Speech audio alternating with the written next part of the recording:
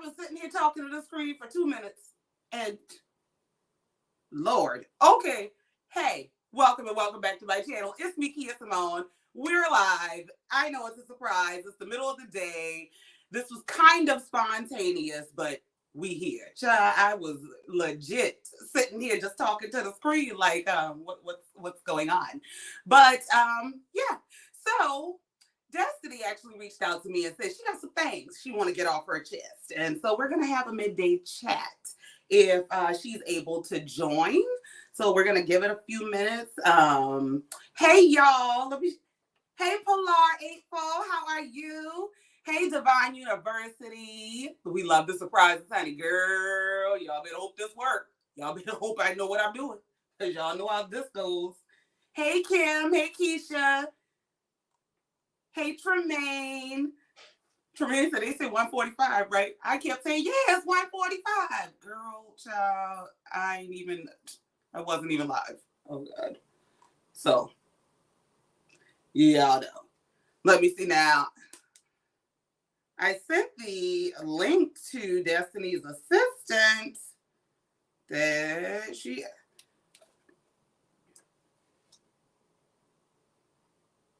Hey, Katrina. Hey, Ablewa. Hey, Madeline. Hey, Lisa, Sharon, Ryan, hey. Oh, hey, K Legacy. Hey, and by the way, while we're waiting, I'm waiting on her to join. I do have y'all reunion part 3 review ready, because I know how y'all go. Where you at? You know you late? Where's our review? So it's ready, it's recorded, edited, uploaded. I got to make the thumbnail and I'll give it to y'all. Y'all have it today. I promise. Okay. Hey, Lenny. Oh, Blair, well, you missed my last live. Well, hopefully we have an amazing live this time. So I think the last one was like amazing. But hopefully we keep that same energy, because once again, I do not know what I'm doing. I don't see, let me see. Give me 1 second, y'all.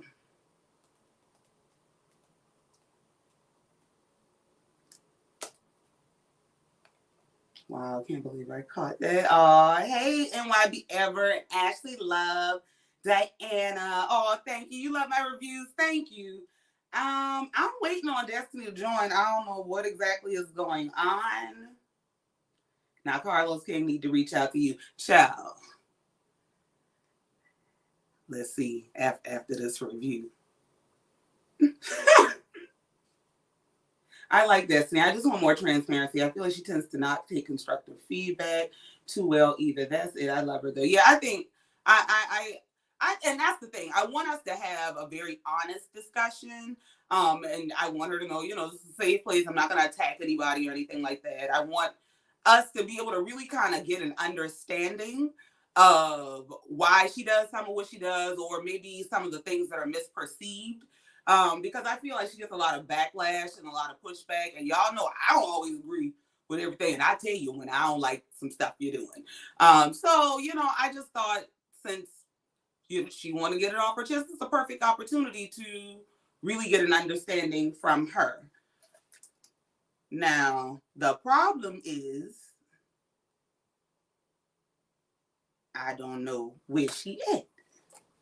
Oh, thank you. I hope I'm saying this right. Akusika. She said, I'm beautiful. Thank you. Oh, I said your name right. I pitched up in the bed. Hey, Kia. Hey, Lisa. Hey, Shay G. Hey, Sheridan. Hey, Therese. Girl, child, it's hold on. It's getting ready to just be us, because I really don't know what's going on. This was originally supposed to be at 2:00 and we moved it up, but Brian, I'm moving on up in the world. You see me. I think I'm moving on up, because I don't know where Destiny went. Cable is doing. Oh, thank you, Candy. Candy 1079 said, hey, beautiful. I'm here for real, raw, and uncut realness that you always give. Thanks for the great live in advance. Hey, hey, Alicia. Oh, thank you. I love you too. Let me see. K Legacy, Dina Poole. Hey, Dina, you love my reviews. Thank y'all. Thank you. I love y'all so much. Y'all really don't know. I finally caught it live. Did you see Maurice's shout out? I saw it. I saw it.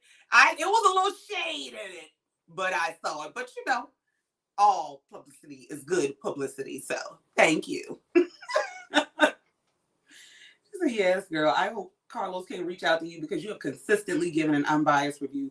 The other guy, I can tell who he favors more, and you do a better job at that. Thank you. Cali girl. Kim Taylor, I think she'll feel safe because you go after males. Y'all kill me. I don't go after men. I go after what I think is right. Now, if you ain't right, then that's just how that come off. But my goal is always to do what I think is right. She was late for the other guy's interview. She did a good interview with Eddie and Courtney this morning. Well, I hope she do a good interview with Kia Simone Speaks this afternoon, child, because I don't know. And thanks for the heads up, Keisha. That might be what's going on. I don't know. Good afternoon. The glaring issue is that Melody doesn't take any accountability and has developed an ego that to her allows her to transcend accountability. I agree. I let me give you. I'm about to give y'all this review. Because I held off on it so that we could do this, but I had some stuff to get off my chest. Okay, all right. Thank you, Latanzia. I appreciate the comment. Queen Code. I pray she's more professional. Listen, before she get hit, y'all be nice. Y'all act like y'all got some sense. Okay, all right. We getting company at the house. Let's just be nice. Be all right. Cable guy store. Oh, not the cable. You talk about how I almost went to. Oh, while we waiting, yeah, I'll tell y'all that story. Y'all want to know what happened that caused me to be. All right. So what happened was, my mom, I remember I told y'all my mama's birthday was about a week or so ago, which officially ends the holidays for me. Thank you, Jesus. Well, my mama was in her I'm a good mama mode. And she said, well, you know, it's my birthday, but since yours coming up, I'm going to go ahead. Since your dishwasher broke, I'm going to order you a dishwasher. Well, I ain't said nothing. I just thought, oh, okay. So she orders the dishwasher. Now, we believe in supporting entrepreneurs, small business, things like that. So rather than just pay Lowe's to install it, we went to some plumbers we knew. Now, one plumber, I think the man think I got money because all of a sudden you want to charge me more to install the dishwasher than you charge to repipe stuff. Why? So, all right, go to somebody a little more reasonable. This man comes in my house. First of all, pushing the thing. That's a whole brand new dishwasher. Just pushing it all kinds of ways. All right. Child, I get out the man's way because, you know, I don't want to be in nobody's business. I don't want to be harassing nobody, getting on nobody's nerves while they're trying to do something for me. All right. This man tells me he's done. I go to look at my dishwasher. Why the dishwasher hanging from the counter? This man done screwed it like into the bottom of my counter. You can see straight through to the wall. All the wrapping is still on the dishwasher. So I said, this isn't gonna work. This isn't right. This man slammed his hand on my counter. I said, damn it, I install these all the time. Whoa, wait a minute. Hold on. I went from nice to nutty. Things went real bad. So next thing you know, I eventually had a stick in my hand and he ran and hid in his truck. And I have some people coming to correct it in 2 days. That's the short version because it looks like Destiny is here. So I'm going to see if I can go ahead and add her. But that's why I was almost in jail and had to go drink me some wine and lay down somewhere and woke up with all my lights on. Child, it was a time. Here we go. I think I see her. Can I add girl, child? Let me see what I'm doing. Y'all know. Oh, there she go. There she go. I think she's on. Y'all can see her? Okay. Can you hear her? Am I? My bun was like, hey. Hey! Like, my head is lopsided or my bun is lopsided. One of the two. Beauty is lopsided. It happens. My ponytail is lopsided. Ain't nobody business. Long as you cute, okay? Long as you cute. So, welcome, Destiny. Welcome to my channel. I'm so nervous. Thank you for coming by. Thank you for having me, Miss Kia. Read them down, Simone. Thank you. Absolutely. No, I'm so excited. I'm really, really excited to have you here. First of all, I will say this is a safe space because I know you be having the windmill on the internet. You be street fighting all through the internet. Okay. Now, you know, I believe in the truth. We're going to have a very real conversation. We're going to talk about what's real, you know, and we're going to be honest. But I believe in respect. You know, I'm not going to disrespect you because I don't feel like windmilling either. I know what it's like to have the unpopular opinion and be street fighting all through these YouTube schools. So we're not going to do that. Okay. But of course, you know, we want to talk about some things that happened throughout the season. But now I also heard you was on the internet pulling an Usher, giving confessions and setting the internet ablaze just the last couple days. So we're going to get into that too. Now, of course, where I kind of wanted to start was the biggest question I had, and it's probably not the biggest question other people have, but just to kind of address some of what happened in the season, right? This is just my question, and we can get to anything, you know, you want to talk about or anything like that. But I just, because, you know, I had told you I thought it was messy when Martell had his wine launch. And you went to Martell because, you know, you get a lot of backlash for being in the middle of Martell and Melody, or feeling like you're playing both sides, or, you know, all of that. And so I had said, well, I thought it was messy to go play that interview for him. Like, why would you play that? Well, I had a conversation with somebody and they told me, I don't think it's messy at all. I think you were tripping. So I was wondering, what was the goal? What do you think? What was your intention for sharing that with Martell? Doing my job. I'm doing my job. They told me to go tell him. They told me to start some shit. So I started some shit. That's what happened. Well, I was just as shocked about what was in there as he was. If you saw my face, I was like, oh, okay. So they sent you in blind with it? They asked me did I know anything about it. I hadn't seen it. And I was like, oh, well, here it is. Oh, okay. Let her speak. Oh, okay. All right. I'm sorry. I wasn't Miss Samira. Hold on. Let me. I wasn't judging her, Miss Samira. I was just saying we was late. I mean, you know, it can be messy. Now, well, no, we ain't got me, but you got something messy to tell us? I mean, we got it. Who, me? We got it. Because now, let me ask you. I'm gonna just ask because it's at the top of my mind. And, you know, there were some accusations and things thrown around on the reunion about who's done what for who. And, of course, you were clearing up that, listen, I'm not going to be treated like some case. And somebody was just, you know, taking care of me. And so I heard that you were refuting that with some help that you had given to Melody. Is it true that you helped her with a vehicle? Well, they posed the question as to, you know, I think it was in my live. Somebody, it's echoing. Can you hear the echo? Hold on. Let me see something. Give me 1 second. It's lopsided bun. I know I'm still live, but I'm trying to figure out why is one side bigger than the other. Whatever. We're just going to make it an old messy bun. Let it be a messy bun. It's messy. I don't want to be messy, but we're going to keep a messy bun today. I don't know if I'm still in there. Okay, child. I can see you. Okay, The this is echo's gone. Can you hear me? yes, I can Okay, hear you. it's gone. Is the echo gone for you? It is. Okay, good. I kind of figured that was gonna happen. Um, all right.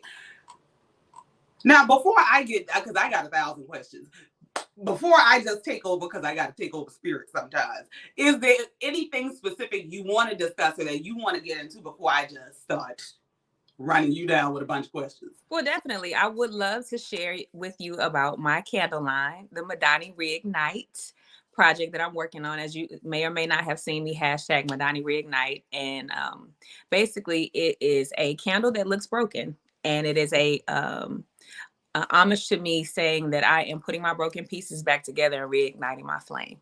Wow. So, and it's called Madani Reignite by Destiny Payton. And it is a slow wood wick burning candle. Super dope creative casing for it, and I'll send you a photo and I'll let you see it, and it will be available for, there's actually, I don't even know how I talked about it, but people have already started to order it, and I haven't even made it live on my Madani Beauty website just yet. MadaniBeauty.com, shameless plug. So I'm like, how is these orders coming in? So yeah, when I actually go live, it is an option to have a black or white candle or both or many. Wow. Wow. So is that because you said it's a broken candle that's inspired by putting back the broken pieces? Is that inspired, I'm assuming, by your life and your life story? Correct. It's mainly pertaining to me still standing after a divorce, a whole smear campaign, and everything else. I'm still here. Yeah, and I want to tell you before I ask any other messy questions, I absolutely admire your strength and resilience in terms of everything you've been through with your pregnancy loss, in terms of transitioning from pregnancy loss to becoming a mother to becoming divorced as soon as you have a baby. That's a lot. And I know people like to run you down. But I have to salute you just as a woman and a mother because I have a lot of respect for everything that you've overcome. So I think it's beautiful that you've taken that and you've channeled it into something that not only allows you to kind of appreciate your journey, but to, make you a coin too. Listen, I'm not into coins. I'm into stacks. But All right. You better bring a word. Okay. I like the kind that fold. Keep that jingling stuff. All right. You can make them coins over there. That's all right, girl. That's my thing. Now, I feel like I've said a number of times, I feel like you're often on the defense. And not right, and not necessarily always because you want to be, but because you're always having to defend yourself or defend something from the show. And I don't feel like that's the best way to get to know a person. So, what would you say is the biggest misconception about you? That I am aggressive and difficult.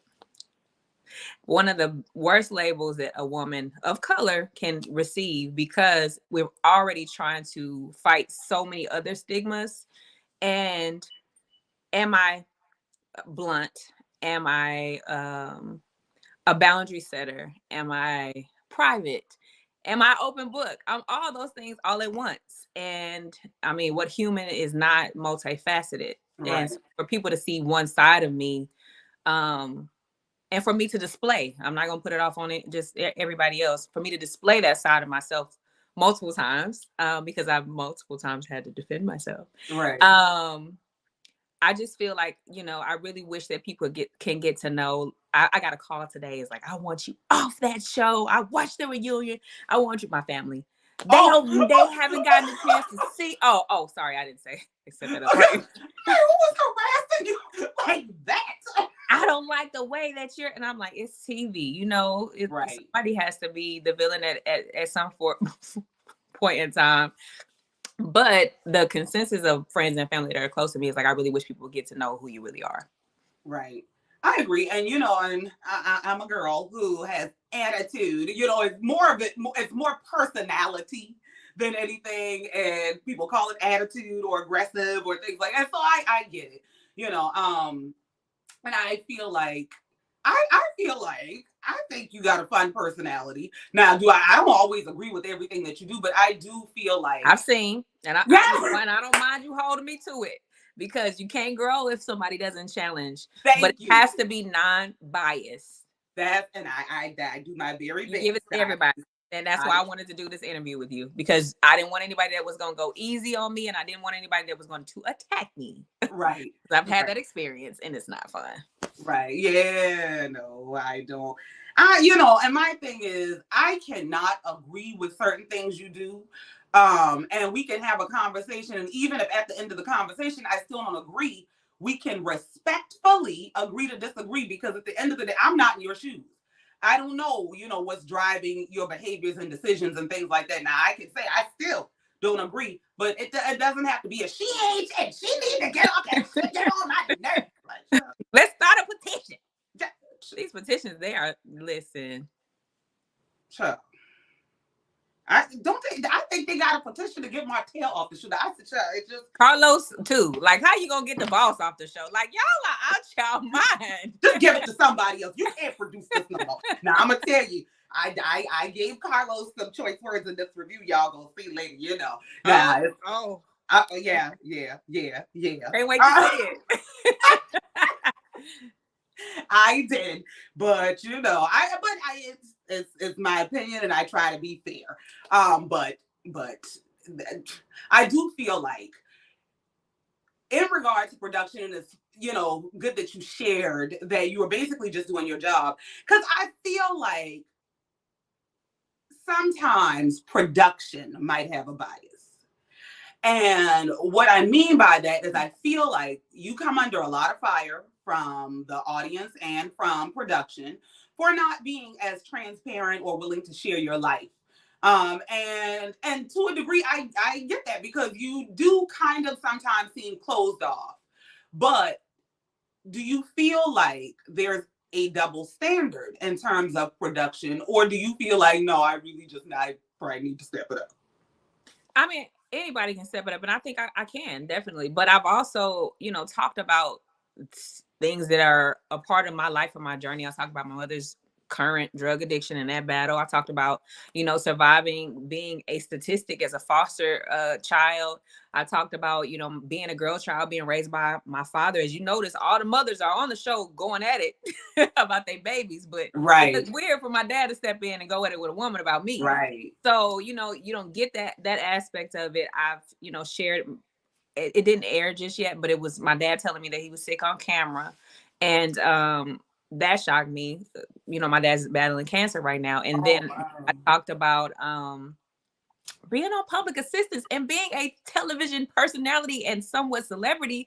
Let me not say somewhat, because people tell me to stop them my life. Being a celebrity, a person, being a person that's out in the public to talk about something that was very real. After my divorce, I was terrified. I gave up my career. I gave up my life and a lot of money I was making by myself to, make sure that I could sit down and have this child healthy in a healthy way and be supported by my then husband. And it didn't happen. So, what I was used to in my lifestyle that I provided for myself changed. And now I have a baby that I'm responsible for. So yeah, I definitely damn sure did what I had to do for my baby. And I put that out into the public. Right. I mean, hard for me to do it. I'll be honest with you. It was very hard for me to do it. And so now it's like, that's transparent. Yeah, more than transparent, because I've been. And then I was made to be a liar about that. It's like, I can't win for losing. No, I get it, because I've been through a lot myself, ups and downs, and you had a good job and you lost your good job, and you used to be the person who loaned the money, and now you need to borrow money. That's enough by itself, and to go through that publicly is a lot. There's that, and I'm supposed to be a celebrity, and I know it looks like I got this business, and we supposed to be making money, and we in the lights and stars, and people like, you got red bottoms and you drive this, and you got this purse and this and that. I'm like, that stuff old. I bought that when I was making all that money. I may have bought some little trinkets here and there, but it ain't like I used to be up in Nordstrom's. It ain't right. Right. Like y'all don't know. Yeah, I'm dreaming about my next purchase. Y'all Listen, don't know. every dollar I had went into law and Madani, okay? Right. I understand. And and speaking of Madani, is because I know that you are working on that brand. And the thing is, listen, I know I gave you hell about your grand reopening. Okay. Yeah. But It was a reopening. opening. But what I will say is I do know the truth of entrepreneurship is that it's peaks and valleys, it's ups and downs, and it can be very, very difficult, especially in the early years. You said that this is kind of a vision you have. This is something you've always wanted to do. Do you feel like you see yourself because I had gone off after the grand reopening about the reaction and the store, and I kind of gave some commentary or advice about maybe some changes to the business structure so that the business can maybe grow.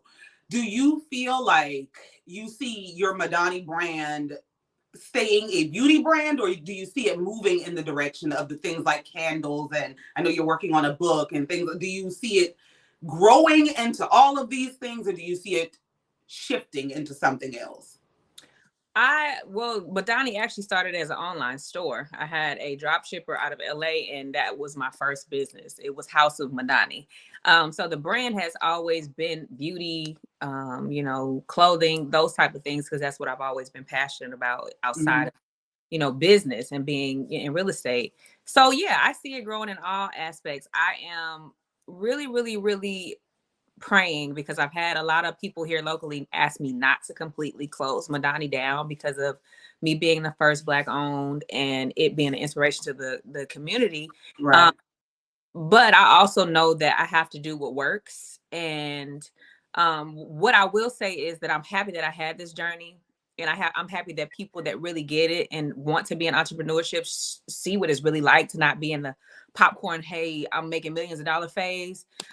Because this is the real of what it is. Like, my business started and got hit with COVID, and I went through a divorce, and all the things that came with that were kind of like roadblocks into me putting all of my energy and time into this business like I needed to be completely honest, mentally as well.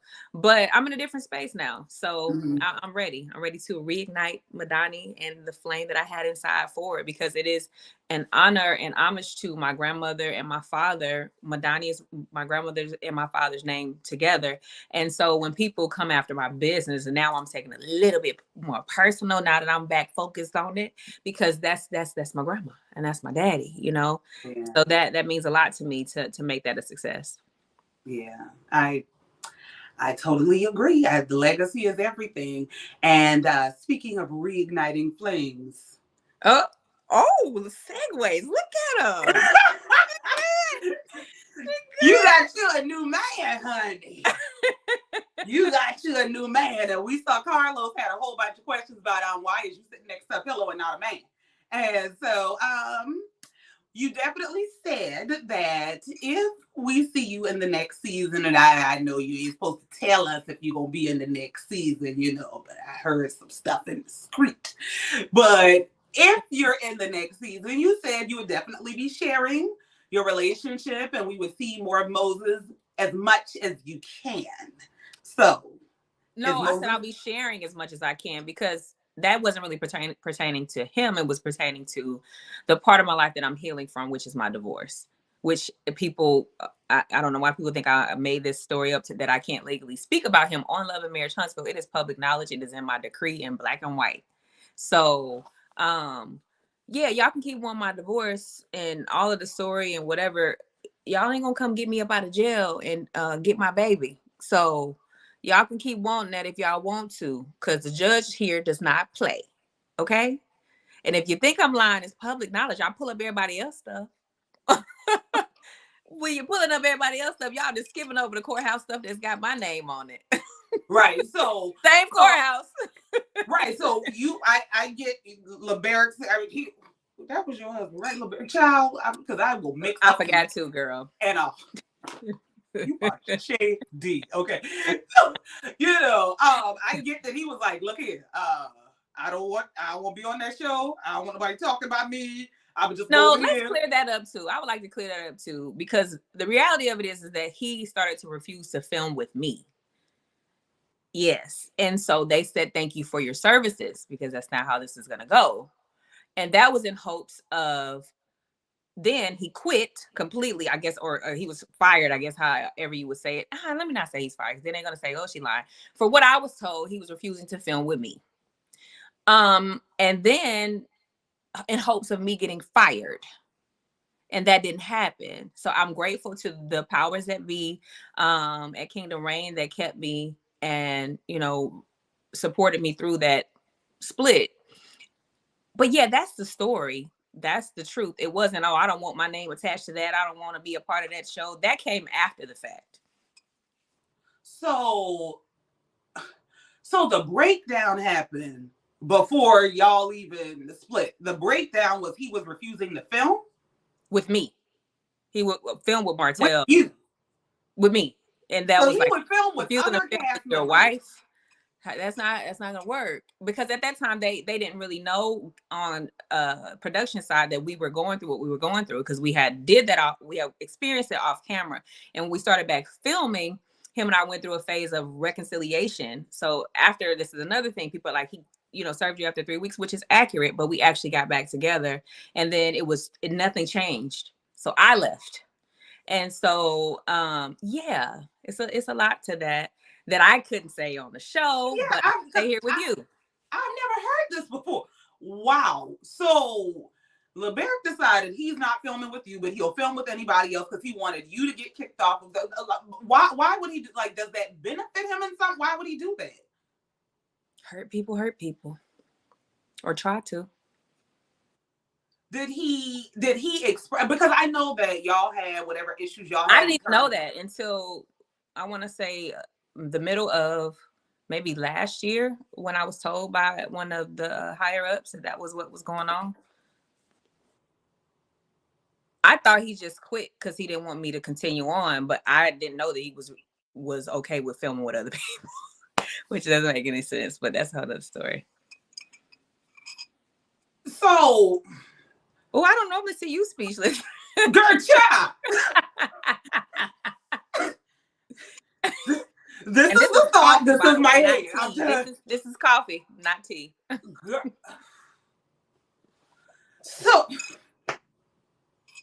So, Lord, because I always thought, this is the perception I had. The perception I had was that he stopped filming because y'all split up. And once y'all split up, that's when he requested to not be talked about on the show. That was just the perception I had from whatever has been put out there. But the truth is, you're saying the truth is that he was refusing to film with his wife, but would film with everyone else.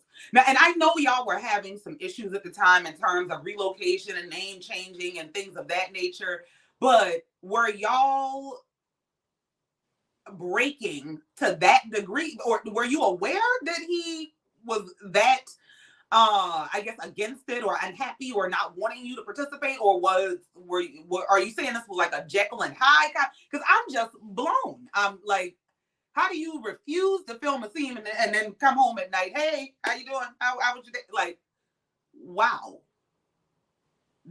that's what happened. Like, girl.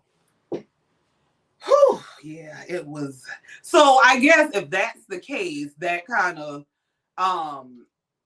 oddly enough, if you remember a scene, it was me and Martell at the house, and he was on my couch and we were talking, and he was talking about if him and Mel get a divorce, that I need to pick sizes. He known me for 20 years or whatever he said.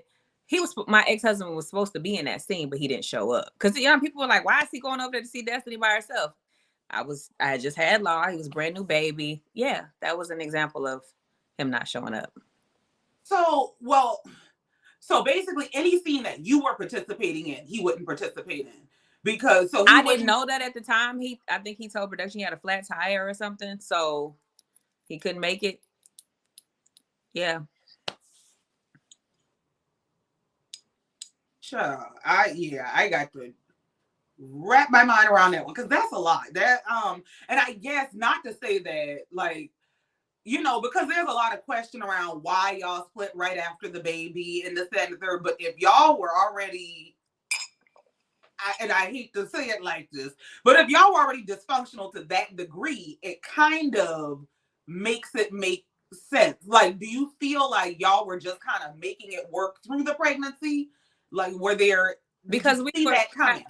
we had broken up so many times and got back together, and then I had given that beautiful ring back, which Lord knows I didn't want to, but I had given that beautiful ring back and I was done. And then there was a promise of therapy and all those things, and a promise to my father. There were things that set it in motion to like, let's go ahead, because we had already been engaged for 2 years. To go ahead and let's try to make this thing work. And then we finished out, the plans for the wedding, and we were in a great place.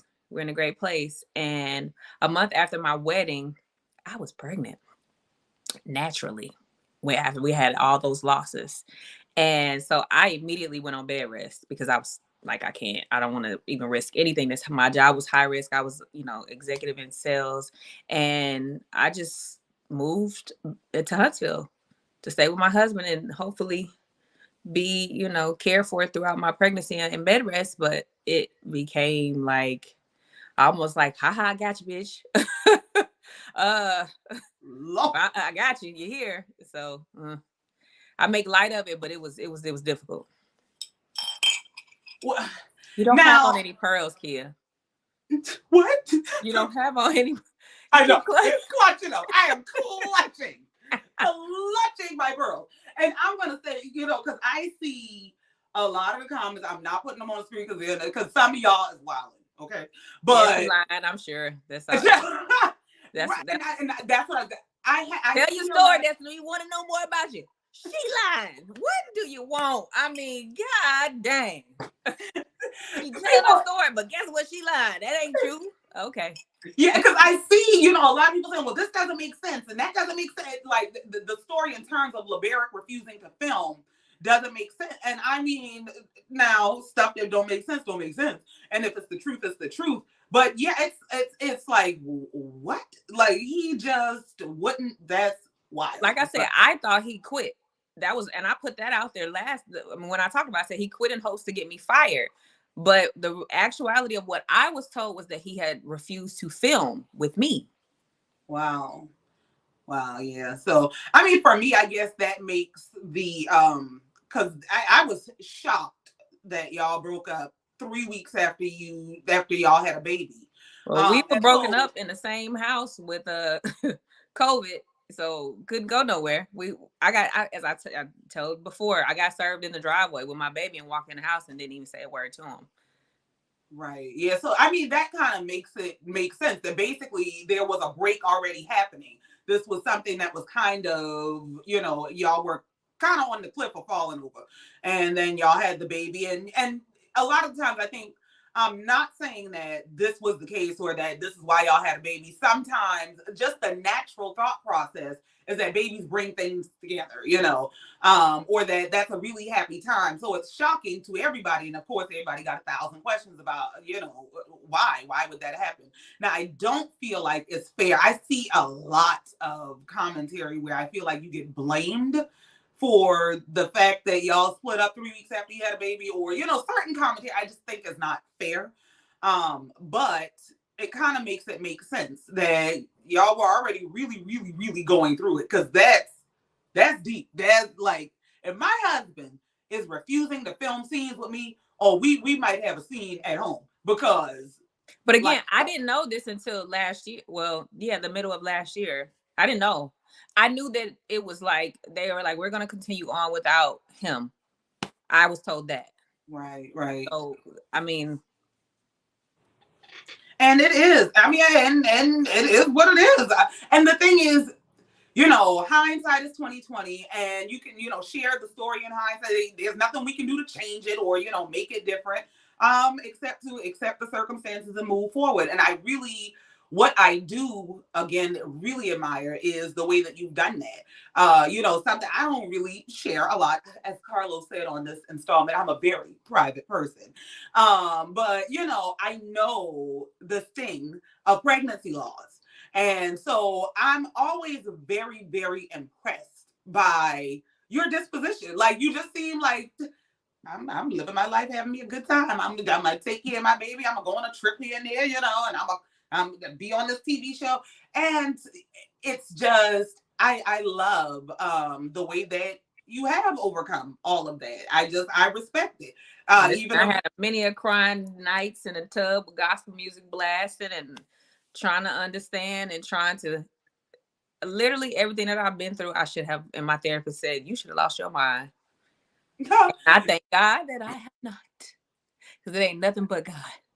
Well, and that's just a glimpse into my experience. There was, and I've shared this before too. I used to, whenever my ex-husband would get my son when he was smaller, I would go on my own little dates with myself and go have a good meal and sit at the bar, have me a cocktail. And I'm a people person, and I literally, as much as y'all won't believe it, you could be sitting next to me and I'll tell you my whole life story. Right. And I was doing that with a complete stranger, older gentleman, and he Caucasian guy, and he was an investor, which was great because it works out, now. But but I pack in real estate.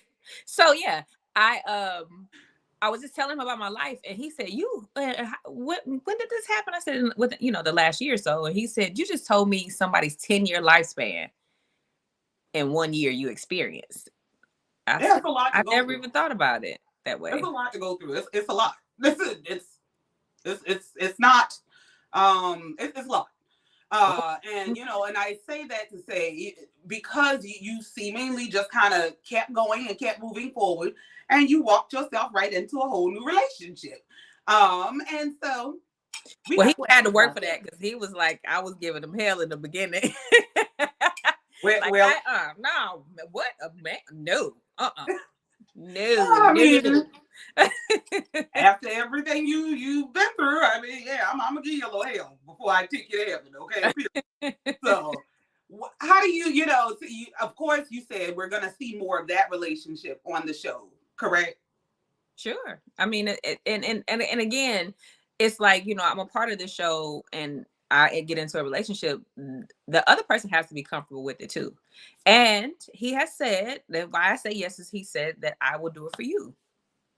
Oh, so he is going to do it. Okay, because I was getting nervous when you said the other person got to want to do it. Wait a minute now. Can't tell them don't pull that. And that's another thing. When I say things, I know I am I'm learning that I need to be more clear. Like when I said that I wasn't even talking about Moses, I was talking about anything y'all want to know about the past that I can't talk about legally, because I ain't going to jail for y'all MFers or losing my baby for none of y'all, because it's going to be contempt of court, and y'all know it's in black and white. You can go look it up if you want to call me a liar, which I always do. And that's far from the truth. And, and that's, I kind of, I went off in the last review about that. Please stop being, because you do this thing where it's almost like a coy thing. Like I kind of, it's a play. I want to play with words. I want you to kind of read my mind a little. And it's like, no, we can't read. We cannot read it to us. Okay. Like, we don't know what's going on to us. Okay, we can't read it. We can't read between the lines. We don't know none of that. Please tell us all. I think that's why Moses and I work, because he's like, we gonna talk.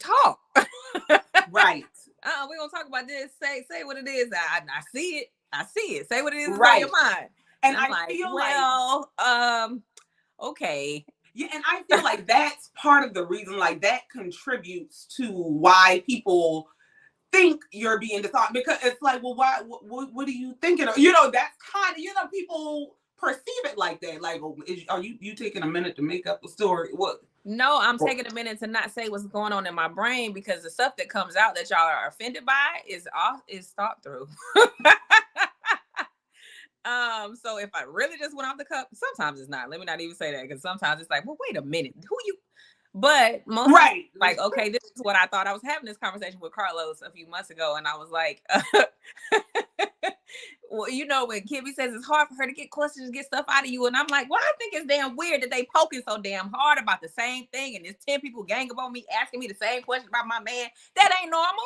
I said, I don't be running around. Well, what's going on with you and Maurice? How's that going? Did y'all get something? Like, I don't do that. He said, that's what you should have said. Right. Like I was like, well, you know, I was thinking that to be like a lie. He was like, no. He said, that's why I laugh at you sometimes, is I can see what you're thinking, but right. I want you to just say it. Right. Like, because we can see something on your face, but we cannot read. Like, you know, part. Tell us. And I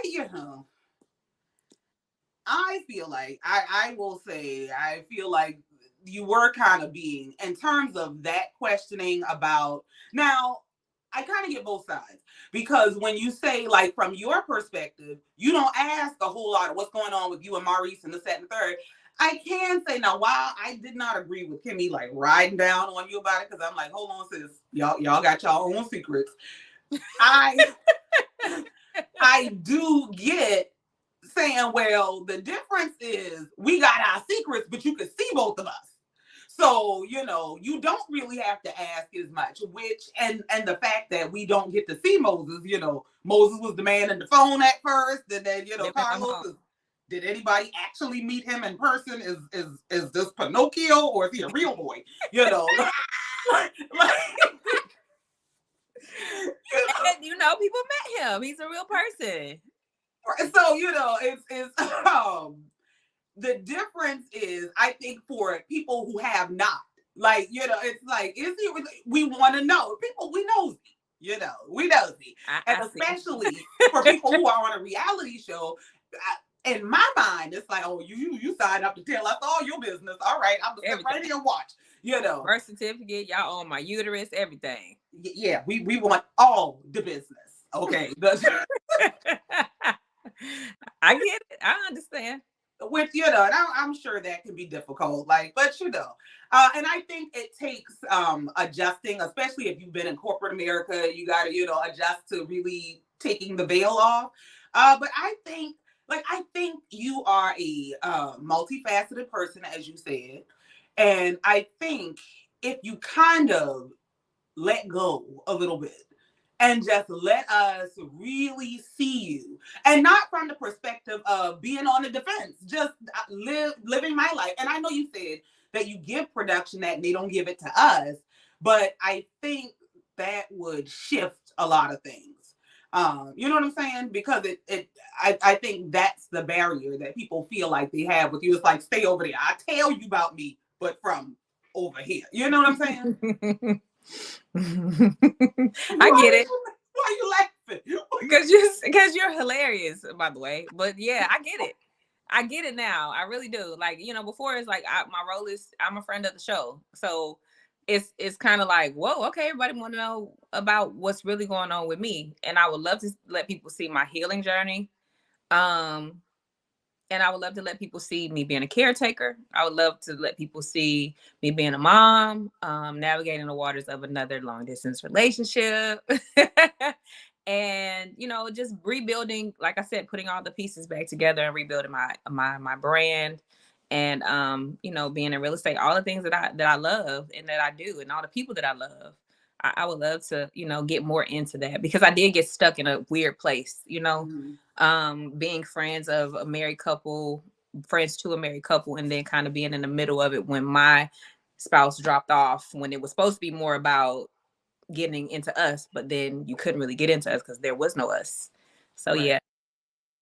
Right. And so do you feel like production is more committed to sharing your real story, or more of your story? Do you feel like I was told that there will be a shift into more of what's going on, and a reset for just showing my life. Because I will be honest, like, I didn't like what I saw with me last season.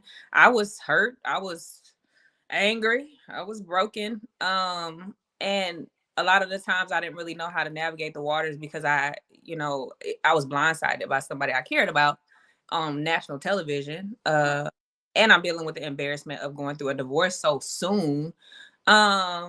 And I really just didn't come to grips with it. I was just trying to like figure myself out. And as I said before, I was trying to find my old self. And then I had to realize that that person didn't exist anymore. So through my healing journey, I know that I am a whole new woman. I'm a mom now. I've experienced being a public figure. I'm in a new relationship. My dad's, older now. Now I'm taking care of him in another capacity versus used to be financial. And now it's more, physical. Right. And so it's an adjustment to not even finding myself, just being better. Right. And speaking of, as you mentioned, and I don't want to segue into a whole lot of commentary about who you don't get along with, friendships and things like that. But you mentioned, of course, that you were blindsided by someone you considered a friend on national TV that you thought was a really good friend. And speaking of that, in regard to the whole match at Madani, Match him with is there anything, like, looking at the whole situation, hindsight being 2020, if you could go back and do the day all over again, is there anything that you would do differently? I wouldn't have done it. Hello, I wouldn't have done I wouldn't have shown up. I'd have quit my own company. That's what I'd have done. I'd have quit. I don't ever quit, but yes. Yeah. Because I, of course, had some very strong feedback. I saw it for that episode. Because, and don't get me wrong, I'm a person who has struggled with having I'm a highly imperfect person, okay? And I've struggled with a temper and things like that. So when I get on here and I talk about things, I'm talking from a place of, experience. And I know what it is to be the person who reacts rather than responds. And I know that, it was a very uncomfortable situation. I know it was very, uncomfortable circumstances. I, of course, felt like, personally, I don't think, you could always say what you wouldn't do until you're in those shoes. But I think I'm not letting nobody come in my business and take me off my square, right? So when you look back at it, do you feel like you've learned something in terms of yourself and how to approach those types of situations going forward? Absolutely. Oh, absolutely. And one of the things I will say is that all of the, mixing and mingling and talking to guests and things like that, by the time most of the cast members were all there, the guests were not really there. It was some vendors still left and everything like that. So for me, I was kind of like, as you saw me, kind of chilling. But hindsight is 2020. I feel like it was just so much. It was like left and right. And here's this, and here come this other person. And then I got two people coming at me like, why are you over there looking like that? I'm like, well, why do you think I'm looking like this? Why are you asking me these dumb questions? But I'm not saying anything because I'm like, please don't lose your head. Please don't lose your head on national TV. Please don't do it. So it's so funny because my cousin's husband said, she called him and was like, baby, I got my sneakers on. Destiny. And he was like, already? He's like, yeah, I don't know what's going on, and I know they didn't show this, but every time I would look up or I would turn the corner, she would be like coming up from behind the racks, like, or she'll be looking at me like, don't. And I'm like, you're right. And then her husband said, when I finally saw the episode, he was like, oh, she didn't hear it because she had left her body. He said, you can't completely left your body at that store. And you know what? I agree. I don't know you personally. I never met you a day of my life before today. But I literally feel like you had completely checked out of yourself. I mean, you were just, from the outside looking at it, it looked like you just were not there. Like, it was, I mean, the look in your eye, like, it was, all it took was, and you was going over the edge. Like, it was, and that's why I asked, because I'm a human being. That was a real human raw emotion. And I know people said, you should have did this, you should have did that, but that wouldn't have been real for me in that moment, in the space that I was in. I mean, it'd be a lot different now, but back then it wasn't. I had left. I was on another planet. And that's why when I came back to it, I was like, well, where did that come from? Because that was what was all bottled in. A little bit of what was bottled in, let me say that. Yeah. That's what I have been wondering. That's what And it's just funny because a lot that people didn't see, it was really bad. Like just the craziness and the mayhem was really, really bad. To the point where my dad, my sweet dad, was ready to clear the whole place out. And he said it. If y'all keep disrespecting my daughter's place, I'm gonna clear this I'm whole clear it out. out. Get out of here. No, I'm gonna clear And this. that's when people was like, oh, time to go. Not daddy about to clear this place out. Yeah. Y'all go on there and pack it up. Y'all got y'all seeds. Y'all. Y'all done press Papa to the limit now. Wow.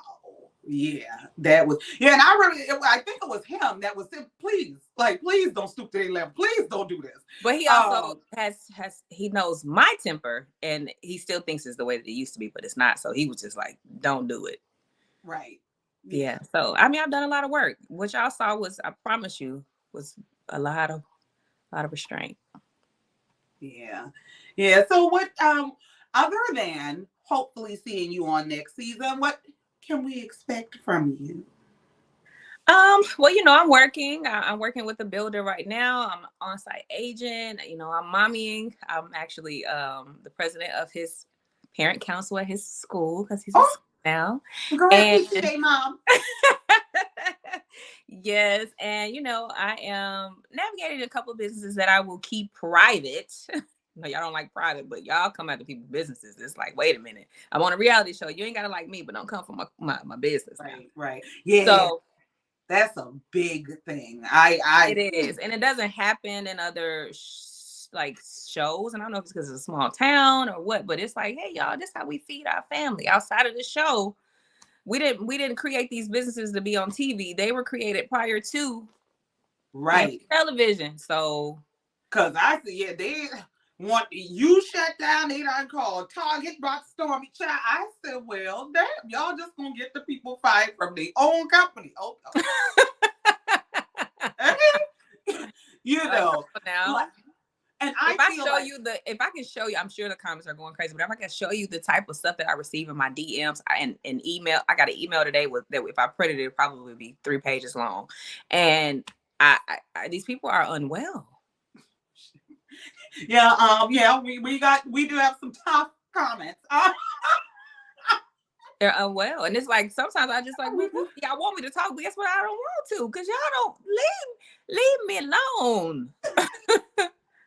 And I, as what I consider myself an unbiased reviewer, so I get a lot of backlash because I don't take anybody's side, really. I'm like, I don't mean no harm when I say this, but my commitment is to me, to the truth, and to my subscribers. You know what I'm saying? So I'm not. And I think you get it right most of the time.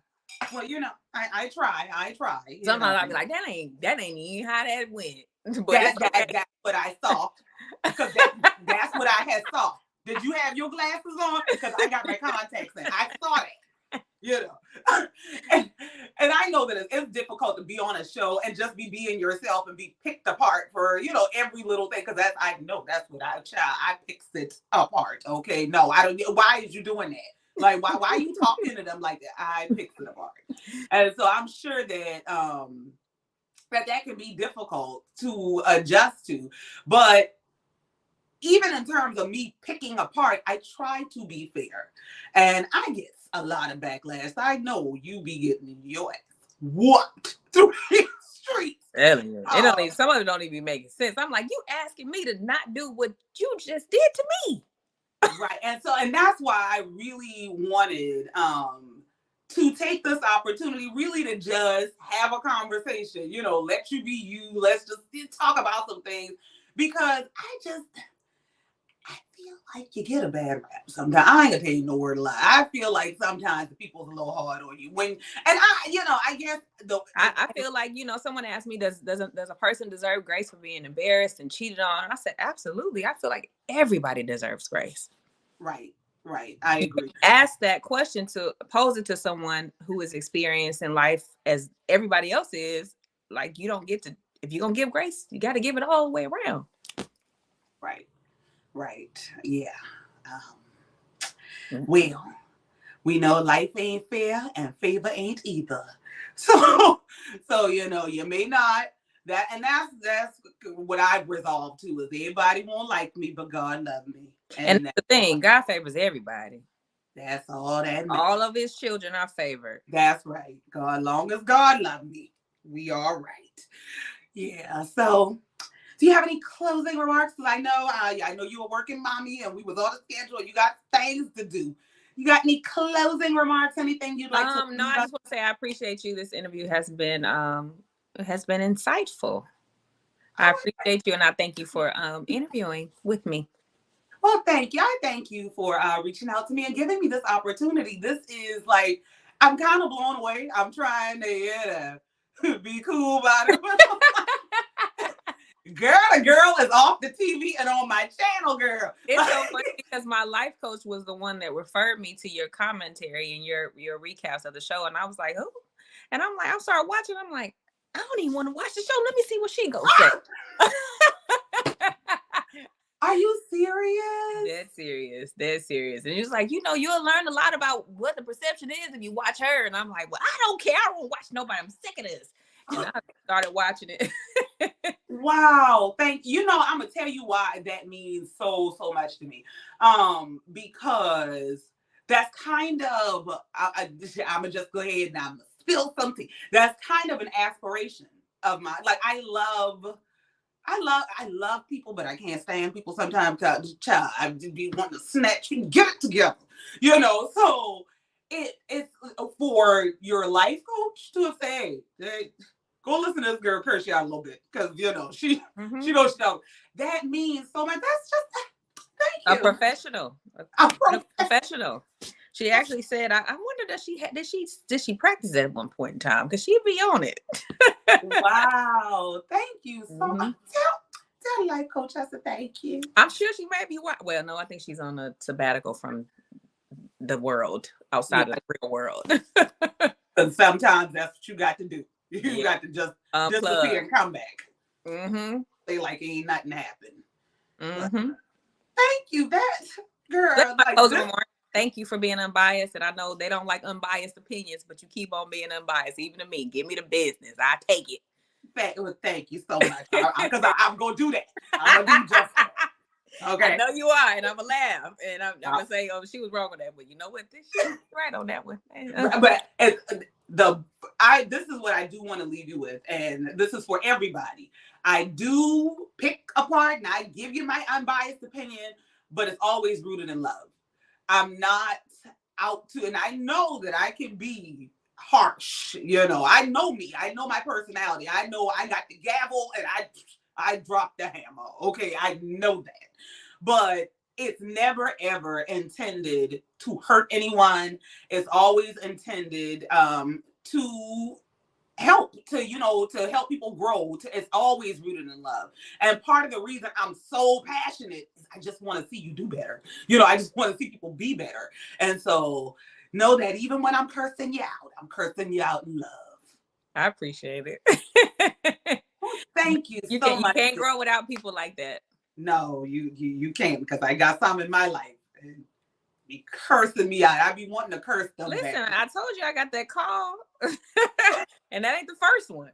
So yeah, wow. I get it. I appreciate that. Yeah. Well, thank you, Destiny. Thank you, Miss KiaSimone. I appreciate you. You're welcome. Thank you. This has been an honor and a pleasure, and thank you for giving me my very first interview, like ever. No matter where this journey takes me, no matter where I end up in the world, you will always be my very first interview. And I thank you from the bottom of my heart for considering me. Thank you. Absolutely. And we'll do this again. Yes, we should. Look around after you read me some more and everybody else. But I'll see you again. Yes, honey. Thank you so much. And love you, man. Bye. Bye. Hey, y'all. All right. Now let me go through these comments because y'all been wild. Why y'all act like, child? Why she lying? Why? I told y'all not to act like that. Now, hold on. Now, do any of y'all want to call in here and say what y'all got to say? Hold on. Let me see if I can find y'all a link. Hold on. Where's the damn link? Oh,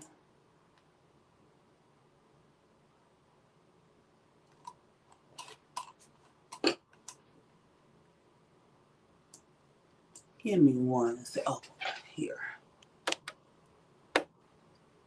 No, that's not what I'm looking for.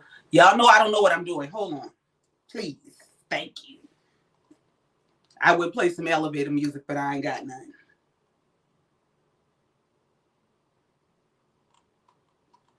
I can't get to the bottom of these comments. Okay. Jesus. Wait a minute. Okay, I didn't think I was refreshing. I saw something. If you don't like his commentary going on, please, okay. Tell them. Y'all handling this. Y'all handling this in this chat. Oh, invite child. I'm looking at the button. Let's copy and let's see if anybody wants to.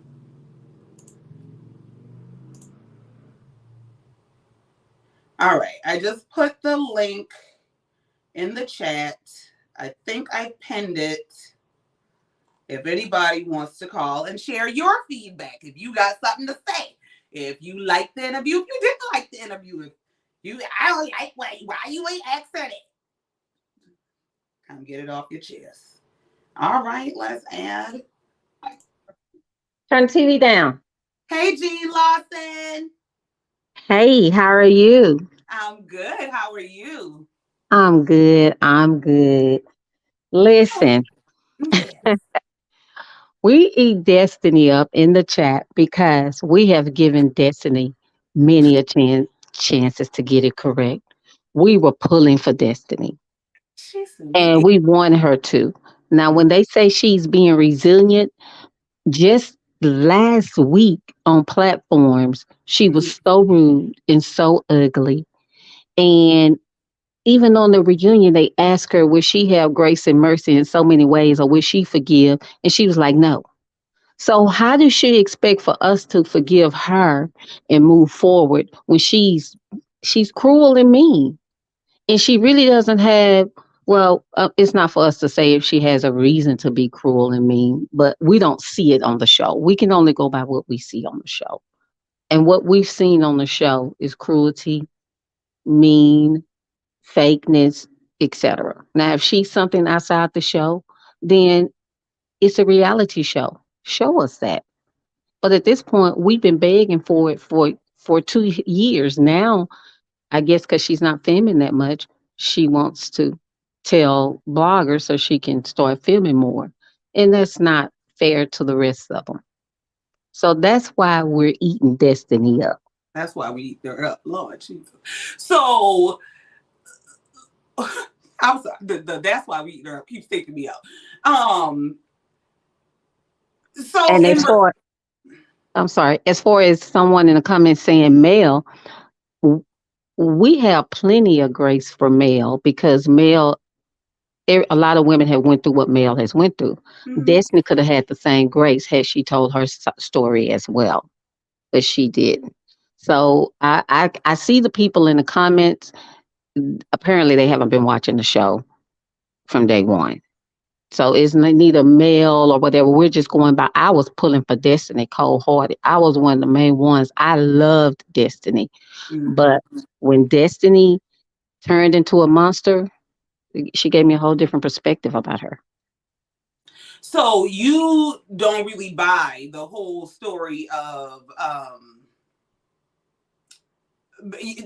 basically that production wasn't sharing her. You feel like it's more just her and how she's choosing to present herself. I'm not saying it didn't happen. Mm-hmm. What I'm saying is you're a day too late. You're a year too late.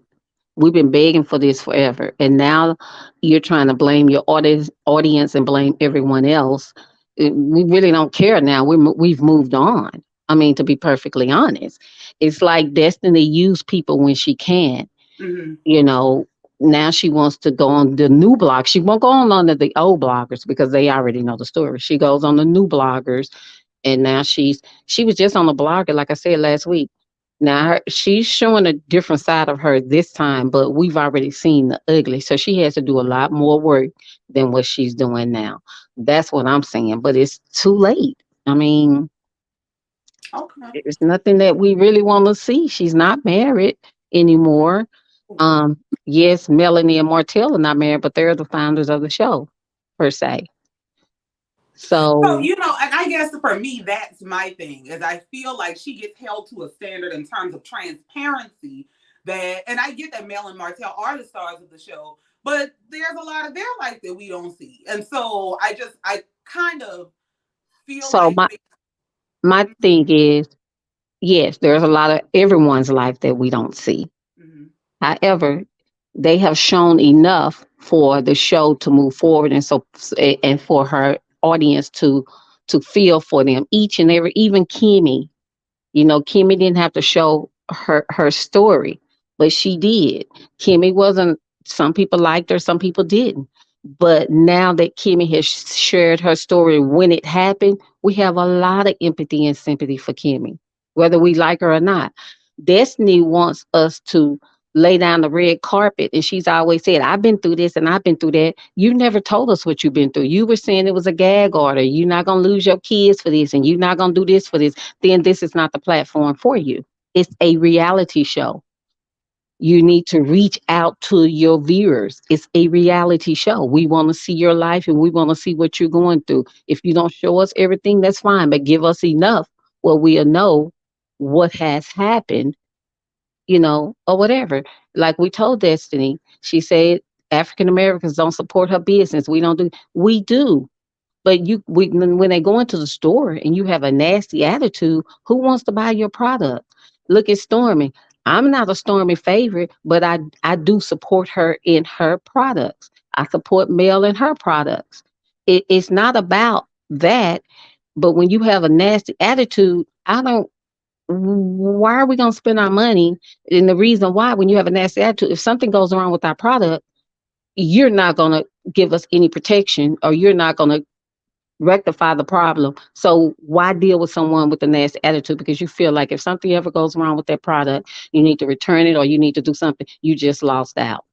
That's the reason of that. She doesn't get the picture. She doesn't understand the assignment. She's just blame, blame, blame, blame, blame, blame, blame. And she told us on here about her attitude used to be like this and used to be like that. She told us it's still like that. It hasn't changed. So All that's where right. we. So that's why y'all ate her up. Okay. Well, I thank you for your feedback, Miss Jean. I'm gonna take the next because I got a few callers waiting. Y'all know Go everybody ahead. wants to know what I'm All right. doing. I'm So gonna leave, and I did subscribe to you. Thank you, thank and you. don't forget to put your Cash App in there.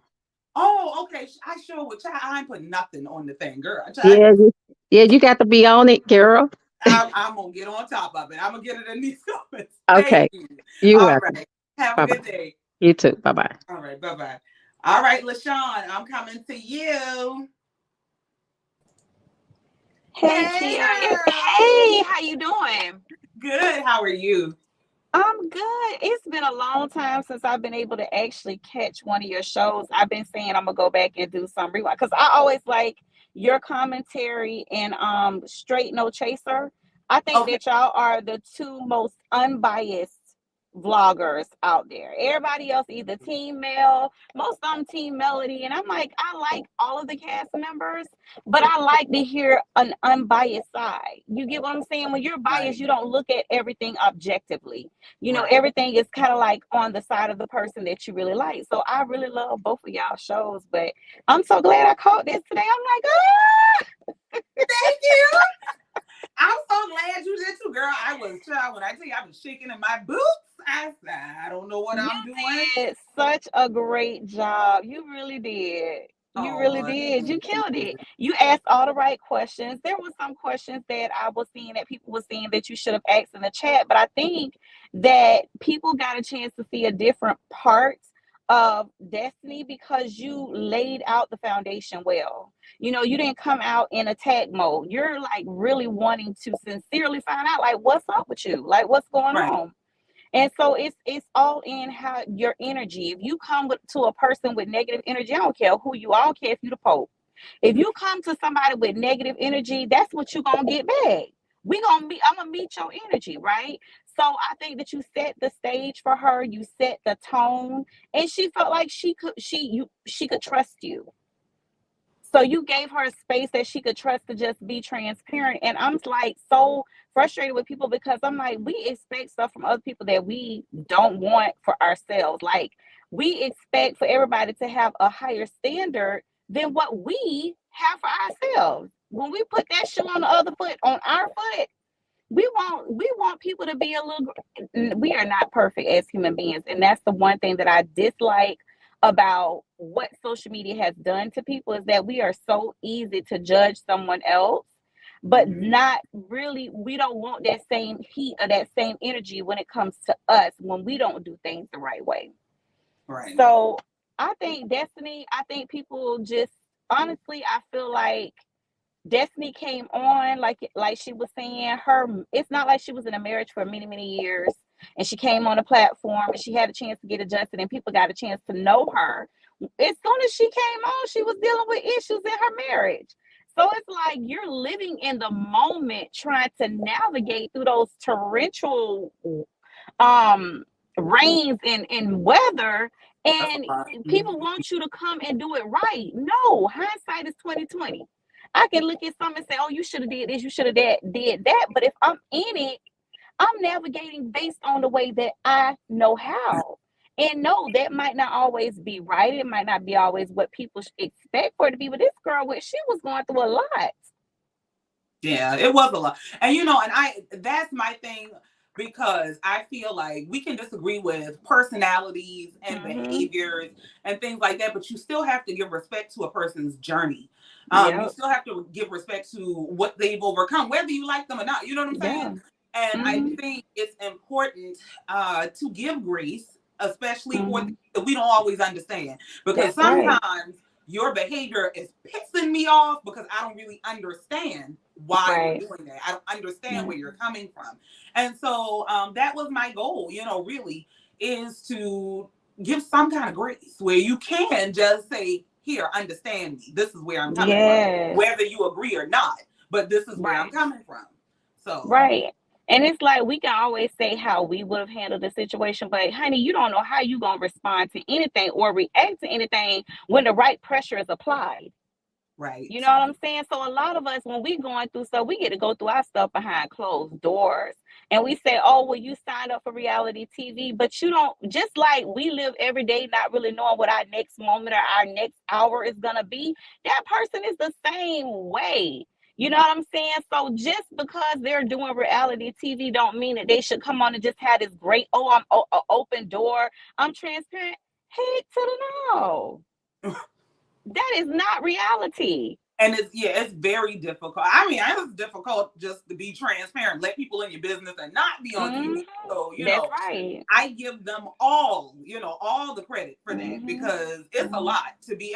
It would be one thing if their life was, peaches and cream, but Right. all of them have put their lives on display when they were in the pits of hell. You know what I'm saying? Yep. They going through Exactly. divorces and cheating and this, that, Yep. third. And that's not easy. Like, It's I ain't not. never had a camera in my face, and I didn't want nobody in my business. My man cheating on me. You know what I'm saying? So that's why I do try to give some grace. So I'm glad that you do. And the one thing I'll say this about Destiny that's different from me, honey. Ain't no way you would have got on TV and told me about what you did for me. To me, when you do something from your heart for someone, then that's between you and them and God. Right? You don't right, come on TV telling like that. Just that kind of gave me some type of vibes about Melody. I'm like, I was rolling with her, but I'm like, girl, how you gonna just, that was your friend. Your closest friend could be your worst enemy. Why? Because they know all of your secrets. So to me, you don't present yourself as worthy to be a friend to anyone when you can come and say, "Oh, I gave her $6,000 because I saw a utility thing on her door." Like, who does that? yeah, that was a lot for me. I'm sorry. I don't care who don't like it. That was a lot for me. Because I've done things for people, and I've had people do things for me, and Yes, yes, to be out there, well, I gave you this and I did that, and it's just, yeah. Yeah. That, And it's honestly, that's not the only person that Mel done did that to. It's this is what she does. Oh, this is what I did this for this person. So if I'm this, then I wouldn't have done X, Y, Z. But why do you have to broadcast what you did? Like, why is that? You know, what significance is that other than it's embarrassing the other person? And then you can't understand why this person have issues with you. It's because you're out here not you hitting below the belt. Seriously. right. I agree. I Yeah. agree. But I Yeah. got some callers waiting, child. Okay. I Thank thank you you. so much for calling in. Show Good me your big boy. job. Thank you. Thank you. I All right. appreciate you. You have an awesome day. Okay. You too. Thank Thank you. you. Bye Bye. bye. All right, Hannah. Hannah, you're next. Hi, Hello. Hannah. Hi, Kia Simone. How you doing? I'm good. How are you? I'm doing well. Okay, that last comment y'all made about the when Mel gave Destiny the money Mm-hmm. and Mm-hmm. she had to explain why. Mm-hmm. See, at first I kind of felt, well, dog, I wouldn't have done that. Right. But Mm-hmm. when someone is running around town Mm-hmm. saying you're not a good friend, Mm-hmm. going running around teaming up with your ex-husband, Mm-hmm. saying bad things about you. Mm-hmm. What other way can I defend myself and say, listen, if I'm not a good friend, I wouldn't have given you money. That shows you that I was a friend to you because I help you. What's Mm-hmm. wrong with that? I don't see anything wrong with that under the circumstances. Okay, and I get what you're saying because you're saying basically that from Mel's perspective, Mel is sharing this information to defend her own character, to say that this person is saying that I wasn't a good friend to them, but if I wasn't a good friend to them, I wouldn't have done X, Y, and Z. Correct. Now, I get that to a degree because I get that nobody wants to be called a bad friend, especially if I have been there for you. If I've given you my dollars, I don't want you talking about me in the street. So I get that. But I guess my thing is, where do you draw the line? Like, because do you get on national TV and let the whole world know that she had a disconnect notice on her door, and those I think it's one thing to say, listen, I've been a really good friend to this person. I've been there for them as much as I possibly can. And the way that I've been there for them does not warrant them calling me a bad friend. Now, if they want to lie on me, that's their business. But I know who I am and I know what I've done. And I know how I've been there for them. But do you get into the details, especially like on that kind of a platform? She was getting ready to get disconnected and I gave her thousands of dollars. I mean, I'm genuinely asking you, like, do you Yeah, I would have. I would have. And this is why. Because you had the nerve to get on national platforms and say I wasn't a good friend. You had the audacity to get on national TV and say that you had to apply for public assistance. So how is what I'm doing to you? It's like you're throwing a rock at me and I'm not supposed to throw it back at you. You hit below the belt. Destiny hit below the belt several times on Mel. And I'm going to tell you, the first time I thought she hit below the belt, and I like Destiny Mm-hmm. At first. I don't care for her now, and I'll tell you why. The reason I don't care for her is because she wants to make other people look bad, make herself look good by trying to make someone else look bad. When someone has been good to you and giving you the opportunity to, I know they don't like giving Mel the credit for starting this show, but if it wasn't for her introducing Carlos to Huntsville, none of this would be going on. Destiny hit below the belt with Kimmy. She hit below the belt with Stormy. She hit below the belt with Tiffany. She hit below the belt with everybody, Tisha, and then, but except for the men, she wouldn't jump on the men. So, but every woman that I just named, she came for, including Mel. It started off with Kimmy and the chicken. Then she jumped on to Tiffany Talking about, I'm going to drag you from Detroit to Atlanta, all of these places. Then she jumped onto Melody, Tisha, about some stuff that, was dealing with her and her marriage. That's when her and Melody was friends. Mm-hmm. So what I'm saying is she wanted to be an adversary to everyone. But then she didn't want people to be an adversary to her. You got to treat her nice when she's hitting below the belt. It don't work like that. Well, now my thing is, I get like the breakdown between her and Kimmy that happened, and that was, kind of petty. But like the Tiffany thing, didn't Tiffany make some sort of a comment to her about being from, it kind of insinuated she's from some, like an urban background, basically low-key calling her hood. Didn't she make some sort of comment that Destiny responded to with, I'll drag you to, Atlanta or DC or wherever she was talking about y'all? But that was after she hadn't hit Tiffany 2 or 3 times. She had drugged Tiffany even in Huntsville. This happened when they were out in Las Vegas. But she was always talking about Tiffany. She's a Karen. All of these unnecessary below the belt punches. That's what she did.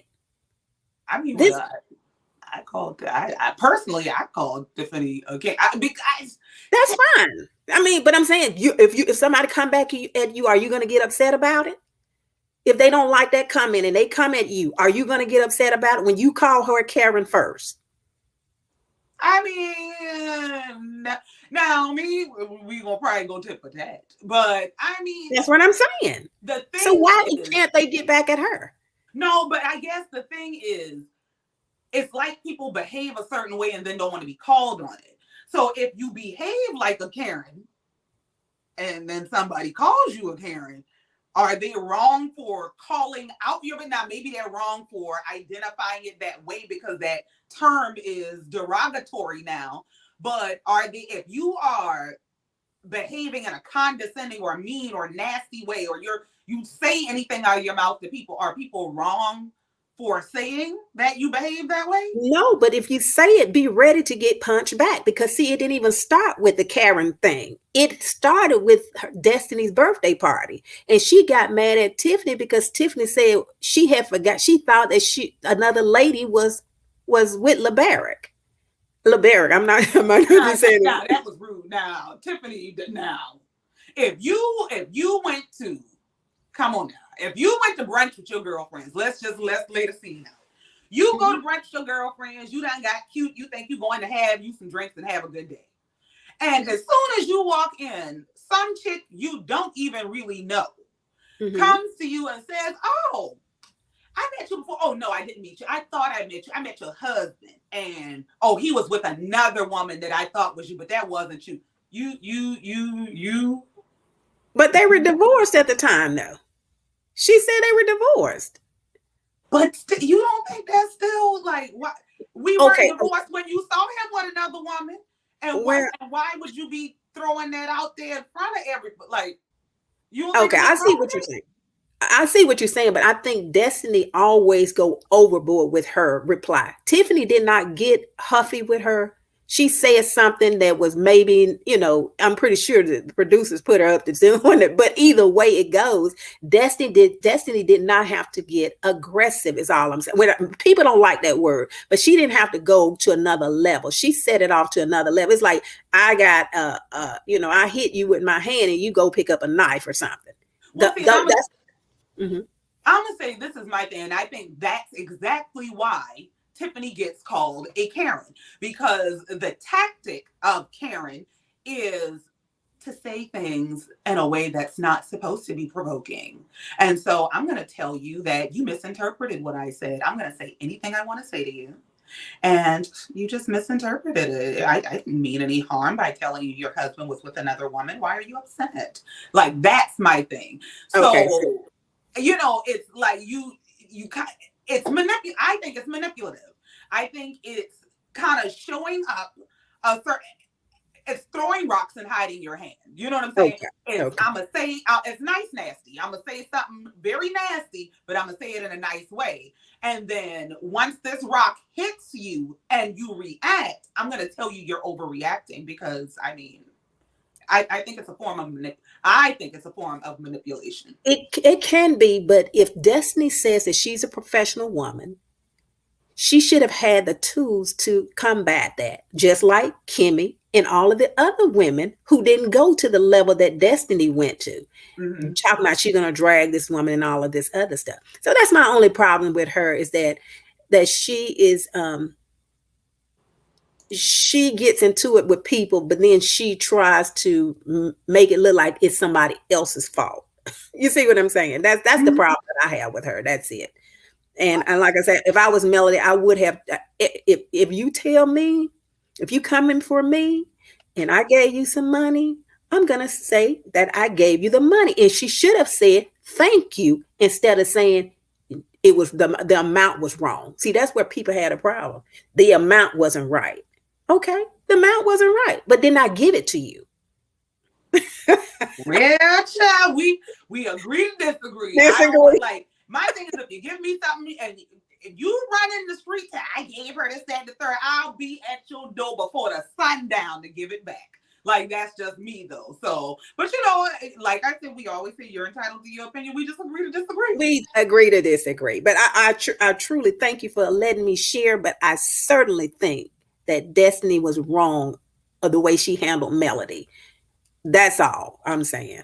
If you think back. All right. Thank you so much and have a great day. You're very welcome. Thank you. Thank you for calling and sharing your opinion. I appreciate you. Bye-bye now. Bye. All right. I am coming to Tremaine. Hey, Can Tremaine. you hear me? Hey, how are you? Good. How are you? Oh my gosh, I'm doing so wonderful. I'm so glad I'm able to get up here with you. I'm so proud of you. Oh, thank you. I'm so excited. I can't even believe this happened, honestly. I know. I don't even know how you're talking to us right now. Like right now, I'd probably be somewhere puking in a bowl. You're just have you shaking like a stripper. Okay, Well, you handled it really well. First of all, I just want to give you your flowers because the interview was very I loved all the tones and nuances. With this being your first interview, I know you were nervous, but you navigated it in, I think, in a very respectful manner, and you still kind of stayed in a journalistic type of, or kept it in that frame where you would still, kind of come back to the questions. And I've never seen Destiny that, to me, open or that relaxed when speaking with anyone. And I know TV, may be another thing, but she seemed very comfortable in this platform. So I'm glad that you provided her that space to be able to feel like that. So job well done. Well done. Bravo. Thank you. Thank you so much. I appreciate you. Yes, that's my first point. So first thing I wanted to say that to you. Next thing I wanted to say was, well, and I think LaShawn maybe hit all the notes that anybody could say because LaShawn got into everything kind of. But I agree with a lot with what she was saying. It made this interview kind of let me see a different side of Destiny because, like I said at the beginning, I like her, but I never felt like she was truly transparent. And now we know why.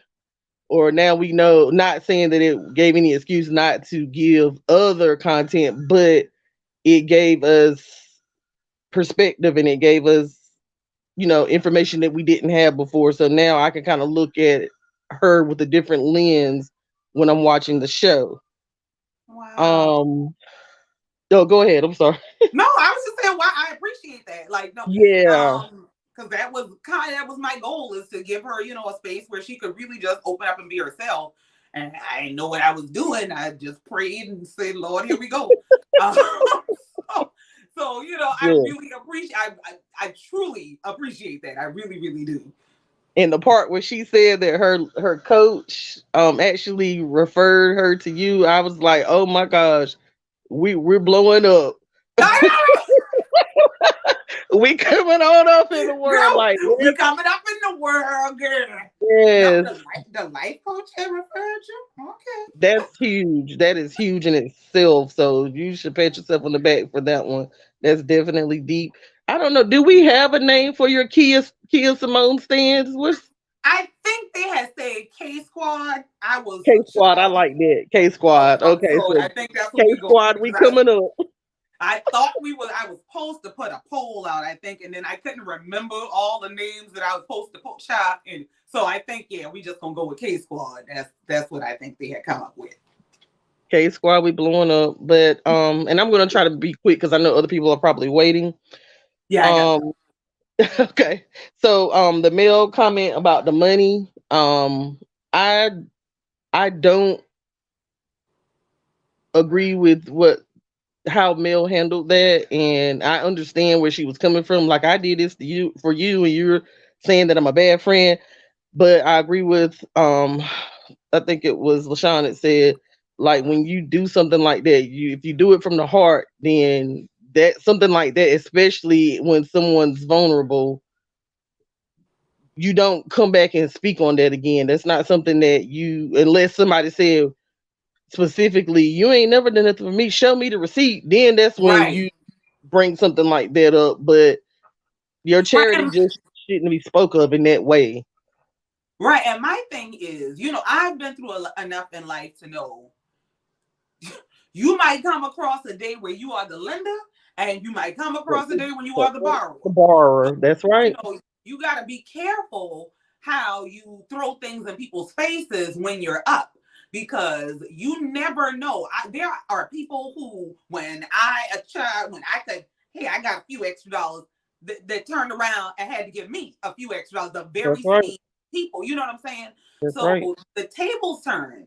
That's And right. I don't wish downfall on nobody. I want everybody to have a coin, a stack, a bag, all that. You know what I'm saying? That's right. But you don't know what's in and then everything is not monetary. So you don't know who you'll That's need right. help from. And that's my thing is just be careful. You got to be careful how you treat people, especially That's when. right. That's right. That's right. You're absolutely right. And for her to me, that shows character for me. So, and I'm not saying, hey, this is why. I don't know what Mill's reasoning for bringing it up, and maybe it was to prove that she was a good friend. But there are other ways to prove that you're a good friend because I've actually had a situation where my best friend of almost 30 years we parted ways, and it had been happening for some time, and to find out that she came out and told someone some things about me that that me, she and I know. Well, I, Right. and one other friend knew. Yeah. So I knew Basically, the what person I wasn't know who lying. told my business. Right. Right, right. So I knew they weren't lying when they told me, and I'm like, and then at that point, I could have buried her. I could have with the tombstone with the rest in peace, whatever. But I didn't do that. I didn't stoop to that level because I knew at that point it was a bigger thing at play. Like, okay, now you stoop to that level with your character. I'm not gonna go to that level because it wasn't necessary. It wasn't necessary, but it showed me that okay, I just have to accept that this friendship really is because I hadn't accepted the friendship was over, even though there was some things that had transpired. Right. But I had to maneuver differently. So Destiny, I heard her say that Destiny has hit below the belt, but I don't think she's hit below the belt any more than Mel has. If she's hit below the belt, then Mel has, and that's why they were such good friends because both of them had that sharp tongue and they could give it to each other just like they Right. could. Well, I can't say like they could take it because I don't feel like Mel can take when it comes back to her when someone says something to her, like kind of how Marceau called her out on the accountability thing. I agree with what Marceau was saying, Right. but I do too. yes, I agree with him when he said that. Like now, do I feel like we kind of grazed over? And when I say we, I mean the viewers grazed over the fact that this woman did her life imploded on TV, even though she did bring the T to TV. She went through a lot. Yes, we did kind of graze over it for the sake of the show had to go on and all of these things. So you are allowed some things, but at the same time, if you want that same grace, you have to give it to Destiny because she's gone through some things on camera. And if anyone should understand, it should be you and should be more willing for y'all to patch things up, not only on camera, but behind off the camera as well. So I just feel like if Destiny hit below the belt, then Mel bat in the hill, then that's if that's the case. That's how I feel. I know you love your hell euphemism stuff. Oh my god. She's batting the hell. Oh my god. I love it. I love it. That is hilarious. Child. And the comment about Tiffany came in getting in everybody's business. You cannot come into a already made group running your mouth. You got to feel the people out. Like I know you got to get up there for producer's sake and say something, but there's a way that you come in if you want to make your mark. I like the fact that she will say what's on her mind, but to a certain degree, you can't just come at people any kind of way and then when they react, not expect them to react because I would have been looking at you like you crazy too. You come in telling me about my ex-husband, or regardless if we weren't together anymore or whether we were together, it don't matter. You did it on camera. Like you said, that's embarrassing enough. Like, and then the fact that she can't even speak about him on camera, like, Right, or just right. You certain will come tell things. me about this man I can't talk about. Right. So that opens up again another perspective so I can see things in another way. So I just think that with this interview now I'm able to look at Destiny in a different light. I'm really looking forward to seeing because I think they're filming now, if I'm not mistaken. I heard Carlos King say. Um Looking forward to seeing what her character brings or what she brings. I shouldn't say what her side of the show brings and seeing these different dynamics weaved in and I don't like when any of them go below the belt. There's one thing I kind of respect about Kimmy. Now I don't always agree with certain things, but I always respect that Right, Kimmy she will call it out whether it's her or whoever. She's gonna say, look, yeah, we did talk about you, or we did say this, right. or that was wrong, or I can understand why you feel like that way this way, but I'm going to say this is how I feel about it. So I can respect that about Kimmy.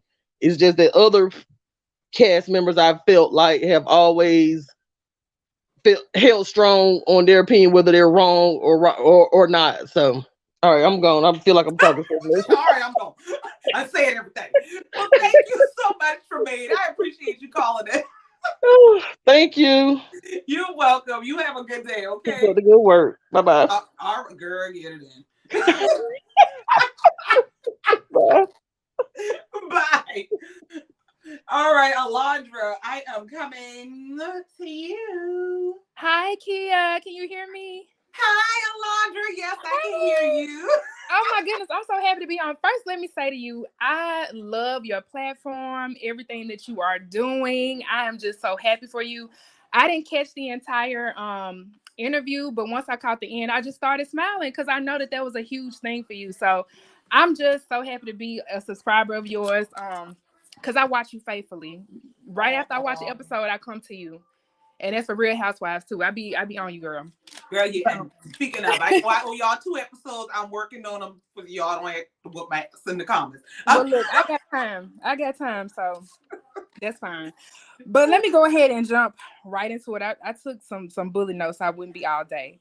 Okay. First of all, like I said, I didn't catch what Destiny, the interview, but I'm just gonna speak from the show. So I think her only fault is that she's trying to be in a reality space and trying to be guarded at the same time. Right. That's something that you just cannot do. You just gotta go with it. So she's trying to go against the grain, which is the reason I think people are uneasy with her, because you're trying to put a puzzle piece in a puzzle that does not fit. Good job. You're trying to put a puzzle piece in a puzzle that doesn't fit. Yeah, my child, y'all. Okay. Good job. Mom on the phone. Yeah, but she's not transparent enough. If I have any hang up with Destiny, that's my only thing. Now, in comparison to Mel, I don't know if I'm missing something, but the breakdown, as far as I remember, happened when she just all of a sudden stopped calling her. This was like, I think the last reunion that they were talking about it. And Destiny was like, I don't know why I haven't heard from her. Right. That's, and then it turned out that it was because she was talking to Tisha and she got upset about that. That's from what I remember. Is there something else that I'm missing? No, that's what I recall was their fallout. Mel decided she was gonna take a minute to herself. She wasn't responding to messages. It was kind of sporadic. They stopped talking, and then the reunion happened. Y'all were talking about me in the room, and we done. Exactly. And so with that, what do y'all expect Destiny to do? Mel saying she a good friend, but if you really were a good friend to the girl, you would have talked to her about how that made you feel. Mel is the most manipulative person I have ever watched on TV. I don't see how people stand for her because she is a master manipulator and she's very passive aggressive. Destiny's problem. Hello? She doesn't know how to speak up for herself eloquently like Mel does. Mel manipulates the situation before anybody has the opportunity to step into it. And so because Destiny lacks the vocabulary and I'm not saying it in a shady way, because she reactive like physical. She gonna get mad. She want to get booked. Melody can use her words and thus manipulate situations. Mel ain't a friend to nobody. Do you like my period numbers? Point blank. I haven't seen her be loyal to anyone on the show, Destiny included. And it was even more evident with the last reunion when she got upset with Maurice for saying that, what he said, that they weren't cool like that. Well, first of all, if you were a real friend like you claim to be to folks, that would have hurt your feelings. Me, if I thought that somebody's husband, thought that I wasn't a good friend to them, I would have checked in like, what's the problem? But she get on the show acting all crazy and, with her nose all in the air being a B word. But that's just, Mel does things to support her ego. Period, point blank. She told about the $6,000 because she want people to know that Mel's still charitable. But if you really gave a damn, excuse me if I can cuss. No, if you really gave a damn about that, you would have tapped in with Destiny. Like, what's going on? Right. Melody is her against the world on this show. She's a friend to no one. She don't like nobody, and she gonna stop messing with Stormy because Stormy cool with Destiny now. Yeah. But the only thing is, she not gonna call Stormy out. Two people on the show Melody can't go toe to toe with. That's Stormy and Kimmy, because both of them are upfront direct people. Melody can get around the folks that's passive and don't know how to speak up. So you gonna see her distance herself from Stormy, but they not gonna have a one-on-one. I don't believe so. Right. So that's really where I was coming from, as far as people disliking Destiny. One of the callers said she was a monster. I haven't witnessed her character be that terrible. Again, I'm not, a huge monster. Yeah. I'm like, where is it come from? The only monster I see is Melody. I really have a strong distaste for her personality on the show. I don't like her. I don't mess with folks like her because, like Marceau says, she avoids all accountability at all costs. She know how to twist it around and everything. So if we really pitting Mel against Destiny, just like you say, Kia, Mel can go to hell. She don't have to go directly to hell. She gonna have to go. But that's but that's all I really had to say on that. I just wanted to tap in because I'm surprisingly not hearing enough people, express these sentiments towards Mel. I don't see how people are turning a blind eye to the manipulation that she is in general. Everybody has a problem with her in one way or another, and ain't nobody tapping in on it. But yeah, so that's all I had to say. Thank you for choosing me. Well, thank you for choosing me. Listen, and I'm gonna choose you every time. Oh, I love you. Thank you so much. Thank you. I appreciate you. I really do. You are so welcome. Thank you. Well, I'll see you next time. All right, I'll be there. All right. Bye-bye. Bye-bye. All right. K Legacy, I'm coming to you next. Y'all give me 1 second. Let me plug this charger in. Oh. Now, if y'all see this screen shift, don't say nothing. Just wait a minute. Because this phone gonna die on us. And I'm gonna hang up on y'all. Shh. Okay, there we go. I'll fix it in a second. Okay.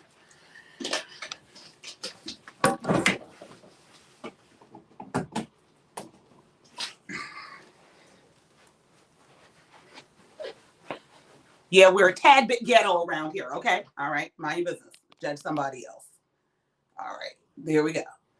See, y'all got to see the room. Y'all got to see Bob Marley in the corner and all that. Kay Legacy, I'm coming to you. Hey, Auntie Hey, Kia, can you hear Kay. me? Yes, I can hear you. Can you hear me? Oh my gosh, I'm so happy to be on your YouTube channel. I love you and I mean it.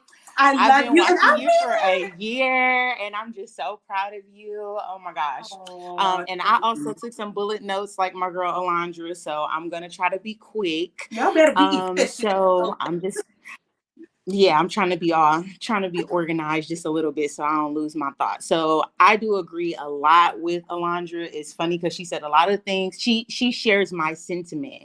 So I'll start off by saying I'm new to Love and Marriage, so I haven't seen all of the seasons. I say Oh, okay. that I start watching it like I'll say like near the tail end of season 3. So one reason why I really like your reviews is because I feel like, you know, you discern and you're unbiased because you're not very attached to these people, you know, so you're able to just call it like how you see it. And so I really appreciate your reviews. So from what I've seen is that I like Melody and I think that she's generally likable because she's bossy and successful and Mhm. she did overcome, you know, Right.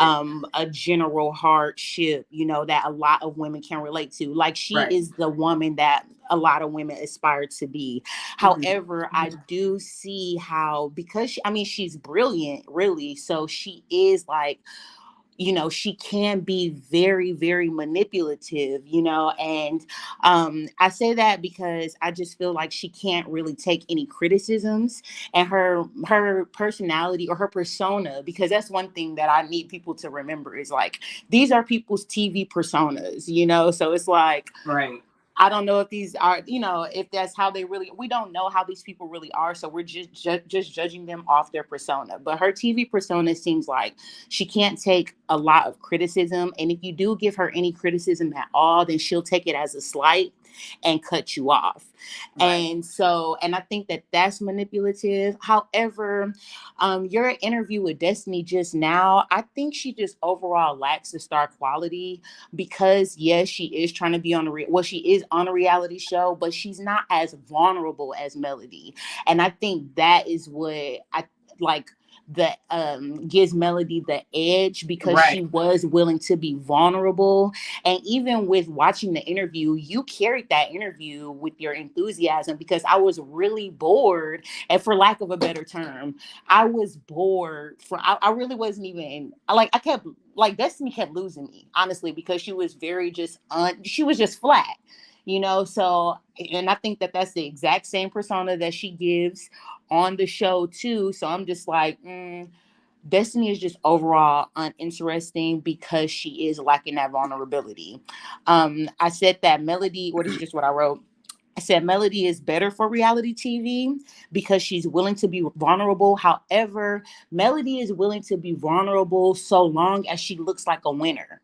So as long as it's everybody's hating on me and I'm this and I'm that, you know, like that's like so that's where the manipulation comes in because yes, she's vulnerable as long as she can get sympathy, and I think she knows that she has a lot of sympathy from the people, you know, who watch the show because a lot of people have been in her shoes and would like to have had her outcome, you know, because Melody, you know, she banded up. So and I like that too, you know, like I like that too. Everybody want to have a little coin, especially going through a struggle, but I think Melody knows that, you know, well, I'm sure she knows that. To speak on what she said about the money, I saw people in the comments saying that Destiny mentioned something about Melody filing for bankruptcy. Maybe that was before I joined the show. Well, look at me, join the show before I started watching the show.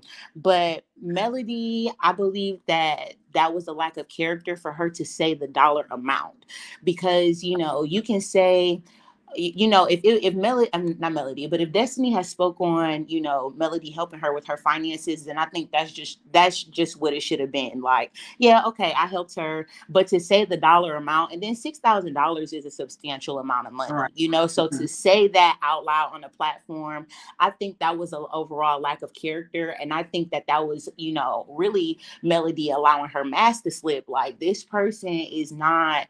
I'm not saying that she's not a good person, but y'all y'all, Right. when I don't want to say y'all, but you know, like Right. we have to not put people on these pedestals, you know what I mean? Like, because Melody, and I'll give another example and then I'll be finished. I say that, you know, she's that way because I believe, and this is what, because people were mad at Stormy. I know we're not talking about Stormy, but I just think it's another good example. People were mad at Stormy for being sure, and I know this is about to light the comments up. People were mad at Stormy for being at Sheree's, well, being, you know, at the New Year's, you know, party or whatever. And I look at it like this. I believe that Melody and Stormy were friends for half a second. Okay, I agree with a lot of your commentary when you said that it looked like she jacked her swag. I believe that Melody brought Stormy on the show, pit her against the cast, and Stormy came in because she does seem like a genuine person. Right. So she She probably does. like, yeah, this my girl. So she was trying to ride for her, and she did acquire Melody's beefs, and she went super hard. But I think that in hindsight for her, or in a retrospect, she started wanting to get to know the cast or got to see them in a different light.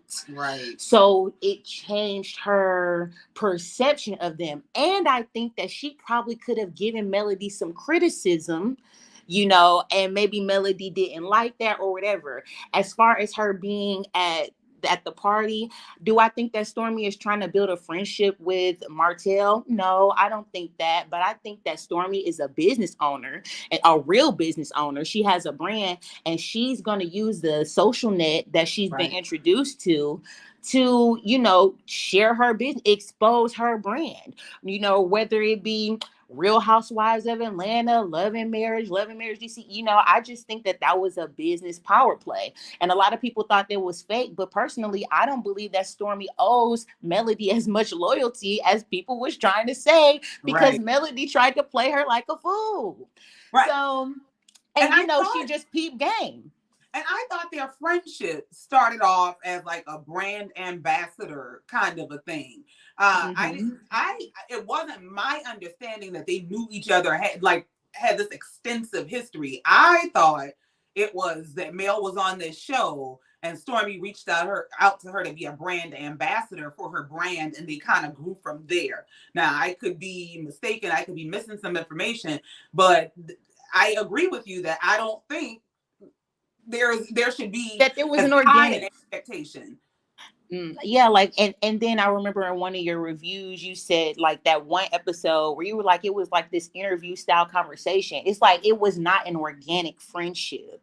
And I think that Stormy in retrospect realized that, and then she again started to get to know the cast for herself. You see, she has a whole different perception of Destiny now. Wasn't they like throwing chairs at each other, you know? Right. So it's just like, you know, I just think that, so again, I'm not, you know, a Melody stan, a Destiny stan. I don't dislike or hate anybody because I think that that's weird energy. I'm just saying from what I see on the show and from what I've seen from this interview, Destiny just lacks a star quality, and Melody, she has it. You know, she has it because she's calculating. Like, she knows what to give the viewers, and I think that's why she has a lot of support. And I think that Destiny has support because she's almost viewed like the underdog for people who really dislike Melody. You know, but I think when you're looking at it like from a real perspective, unbiased, it's just like, I mean, you know, Destiny is she's just kind of uninteresting. I'm just be completely honest, you know. So that's my opinion. Thank you for having me. I'm so happy. Thank you for coming and sharing your opinion. Getting it off your chest. I did get it off my chest. Thank you. Oh my gosh. And I'm so excited to see your growth. I've been watching you again for a year now. So I'm just I feel like you really are my auntie. Like I be telling my husband, like, this is my auntie. This is my auntie. So yes, I just love you. And I just wish you all the best and God bless you. Oh, thank you. That means the world to me. I appreciate you from the bottom of my heart. And God bless you too, honey. I love you. I really do. Love you too. All right. Talk to you later. Bye. All right. Bye. All right. Pretty accountant, I'm coming to you, and then Darnett, you after that, because I saw you've been waiting. Y'all been waiting a minute. Hey, pretty accountant. Hello, can you hear me? Yes, I can hear you. How are you? I'm doing pretty well. I just wanted to say hello. Thank you for having me on. I want to make a couple of points because a lot of these people are talking too long. Y'all I'm know gonna y'all can shade y'all other squad members. Y'all is a family. Okay, go ahead. First thing is, I just want to say we all just need to come to the realization that we need to agree to disagree on how Mel and Destiny handled the $6,000.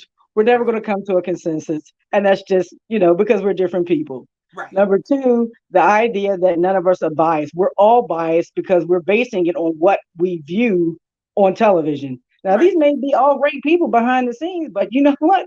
On television, not so much. This is what we see, right?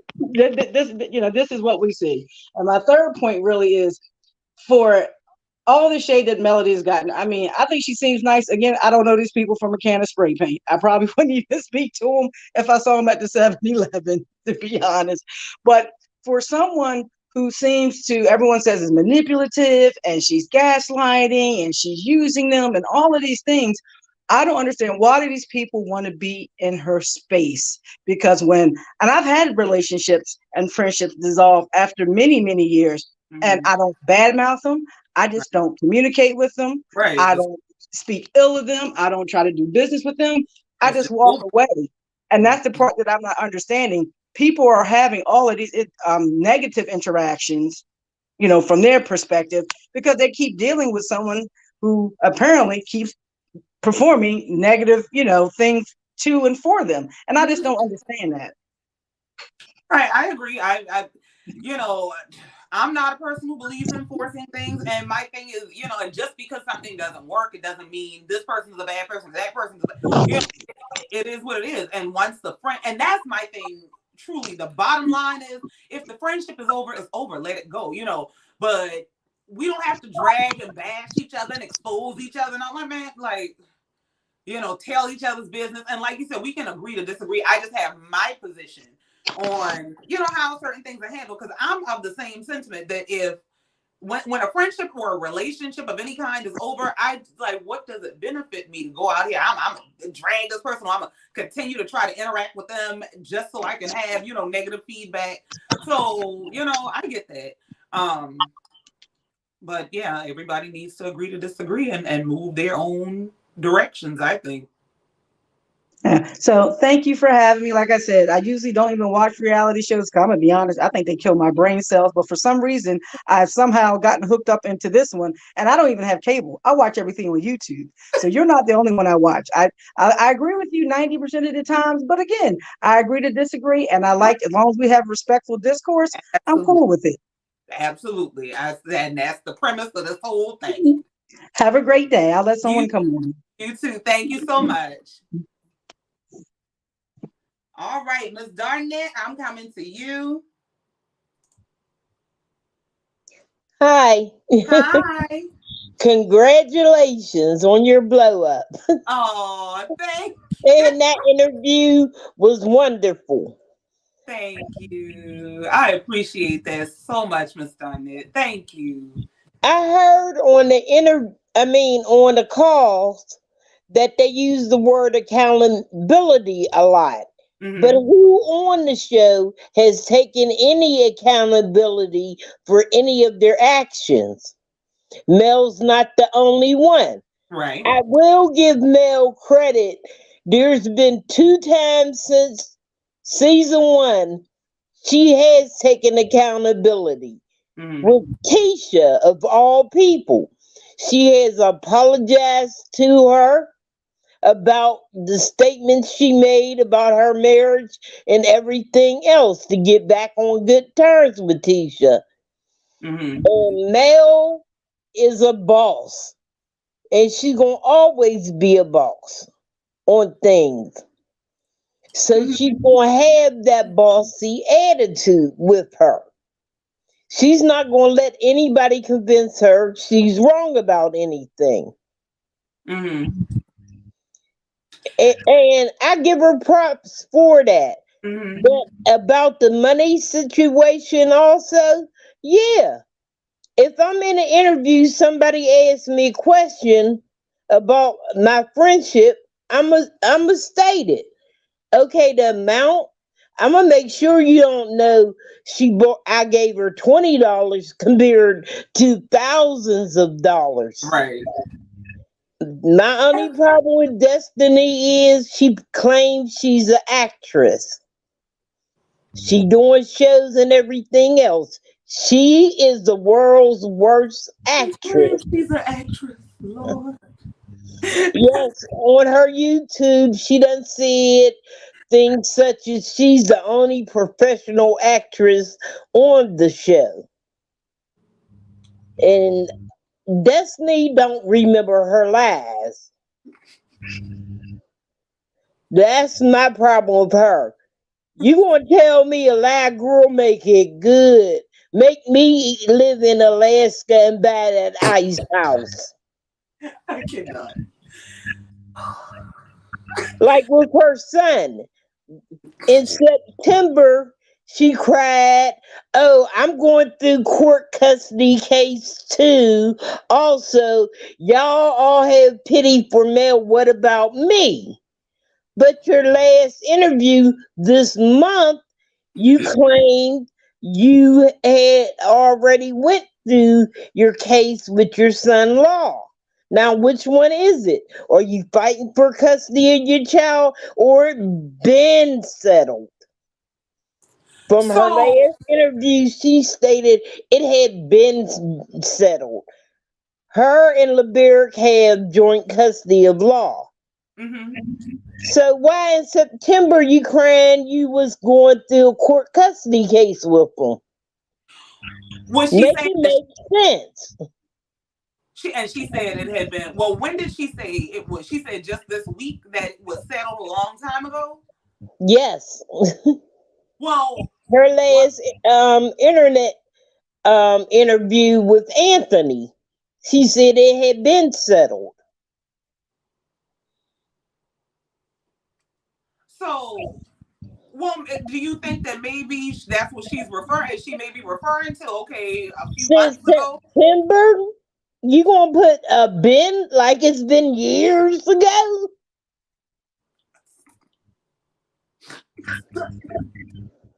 Don't make me laugh. Don't make it down the road You will and put a around the pin like it's. bend when it's just the house next door. What? I think, and I don't see, and maybe I don't know what interview you're referring to because I haven't watched it. I haven't watched a whole lot of stuff. But was she talking about what it was like to go through the custody thing, or was she saying basically it's been done and I'm over that? Yes, it's been done and I'm over it. Like it's been a long time ago. Okay, hold on. I see. I see a comment that says Destiny was on live yesterday and said it was settled in April, but last year she did a post and said she in the same court going through the same thing as Mel. And that was in September.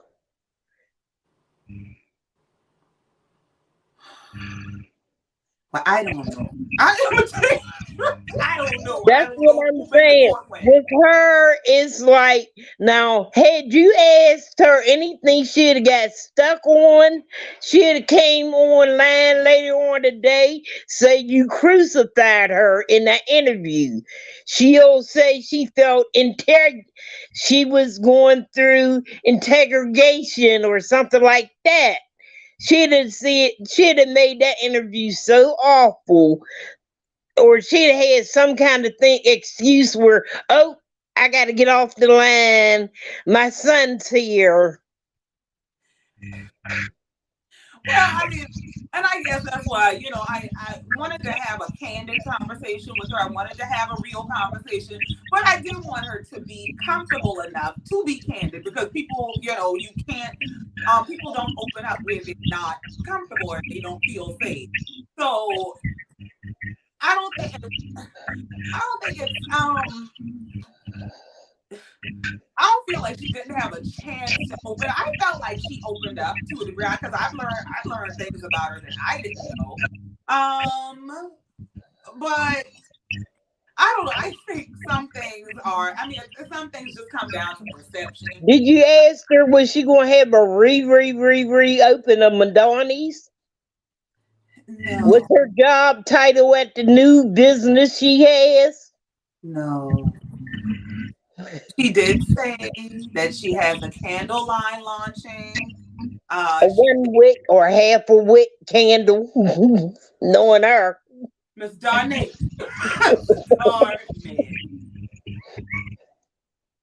Y'all something else, okay? She might have a 9 wick candle burned down the house. Lord, Miss Darnay. Well, I mean, everybody ain't for everybody, so I don't. Well, if she completes it, kudos to her. You don't like Destiny, how Miss Darnay? You don't like her? No, it's not I don't like her. I'm just joking. It's not even that. I I'm like her because her attitude is mine. I'm like Nuck if you buck too. You about that life. If we're having an argument or a heated discussion, your best move is not to scratch your head. Because I think you making the first move. I'm like Destiny on that. Don't stand up while we talking if we're sitting. So I like her. I give her credit for things. But I did, after all these years, come to realize you can't walk over everybody and expect them to sit down and not take what you got to say to them. That's true. I mean, I'm like Mel in some ways also. Mel lets you play your hand. Now, don't get me wrong. I think Mel is a very smart woman. I think Mel's a beautiful woman. I've actually, and a lot of people will say things like, people don't understand that have never been in those types of circumstances. I've been in those circumstances, all of them. So, I absolutely respect her struggle and all of that. I respect how she's overcome all those things. And she is a boss. She's a beautiful woman. She's very successful. But I do think that sometimes what happens is in fan bases choosing their loyalties, we embrace one person and their struggle, and then we crucify another person for their struggle. Do you think that kind of goes on with Destiny?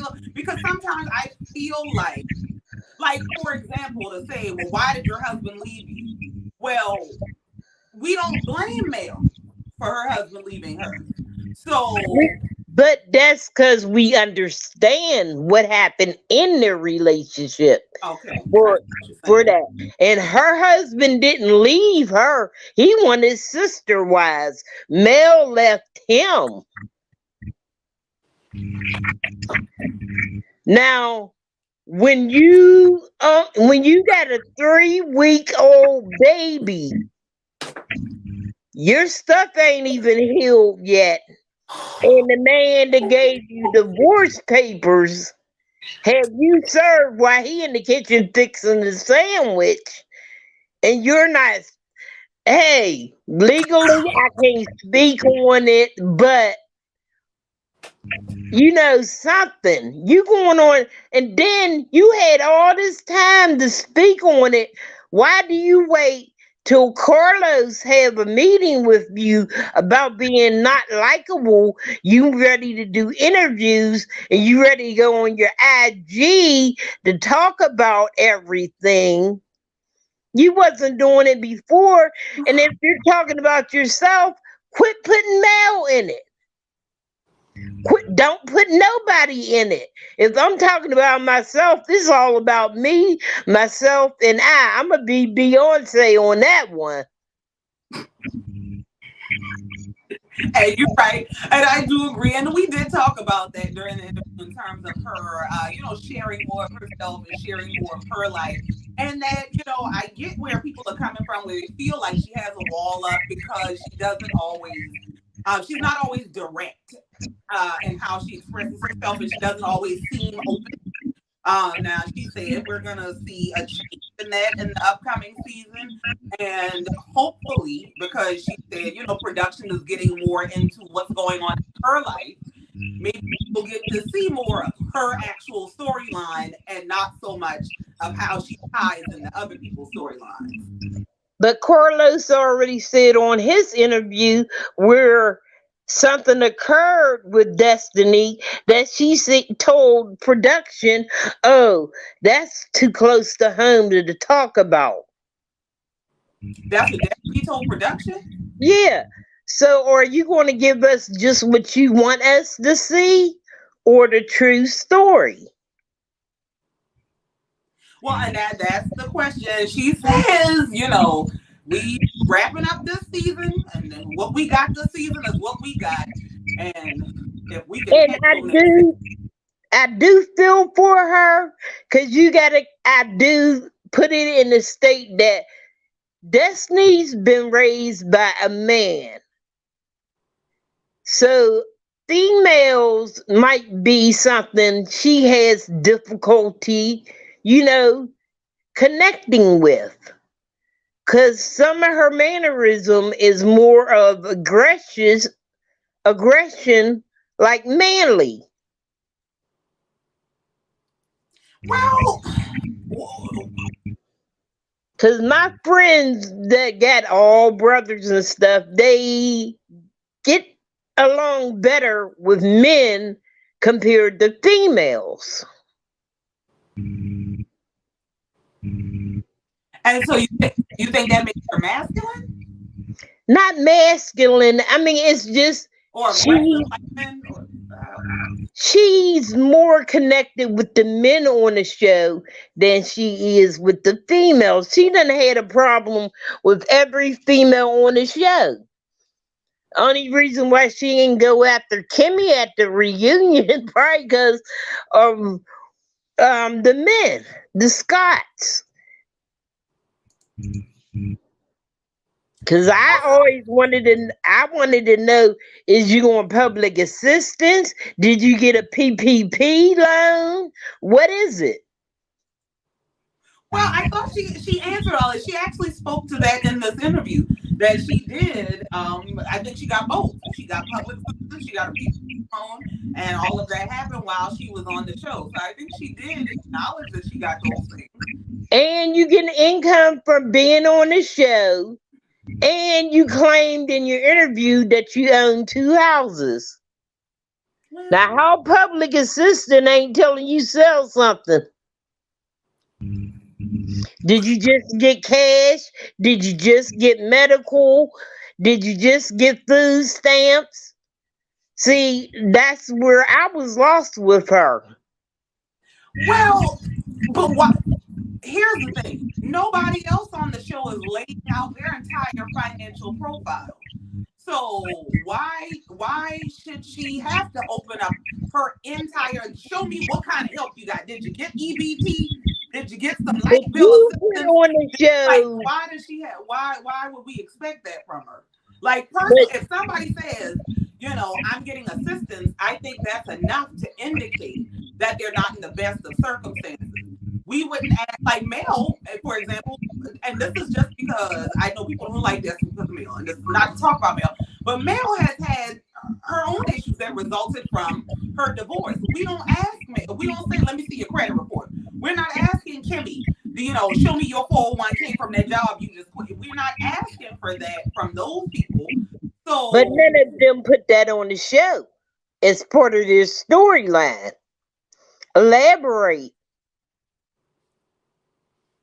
Okay. And then you go on, your IG and talking about you own 2 homes. Well, I don't know. We'll see what she got in the next season, Miss Darty. We hope she show us more of her story, and we'll go from there. But I got a couple callers in the back. Okay, thank you so much. I was up here longer than I thought I was, but It just was questions when it came to Destiny that I was like, well, she really didn't answer that. And, I still wanted to, find out more about her. And she just got me lost in the sauce. Thank you. Thank you, Miss Donette. It was a pleasure. You are funny to me. Okay. So thank you so much. I appreciate you coming up here making me laugh. You have Arnie a loves you. you have a good day, okay? You too. All Bye. right. Bye-bye. All right, Tish. I'm coming to you. Thank y'all for waiting. I appreciate y'all. Hey Tish. Hi, how are you today? I'm good. How are you? I am fine. Congratulations. You did so well. And just to see Destiny in a new light, because everyone says that she's aggressive and everything, which I do not believe. As a Black woman, if you come against someone that's speaking against you, speaking about your finances, yes, we're going to say something. And I don't understand why people keep saying, that like she's just supposed to be quiet because I guess because Melody is a producer of the show or something, so she's not supposed to say anything back. And that's horribly wrong. Now, also, I'm like when you were talking to her of how people are going to attack their businesses just because you don't like their character on the show. And I think that's so unfair. I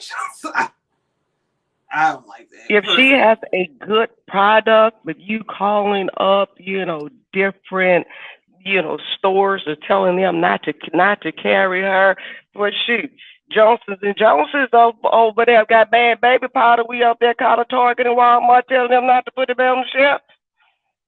Nope, Yeah. everybody's still going in there getting that little lavender lotion and putting it on their babies and keep it rolling. And that's the truth. Y'all right out to Johnson and Johnson. And that's the truth. I feel like people should be able to have their livelihood separate and apart from this show. And just because I don't like them in these circumstances doesn't mean we should be able to just go after their entire life. That's that's not real life. That's not cool. Let these people live. Right. Over there, you saying that she broke. Well, y'all trying to help her to stay broke then. And my thing is, at the end of the day, whether we agree or not, and this, that, third, that's a Black woman. That's somebody's mama. That's that's it. Do we just want to see her lose? And why?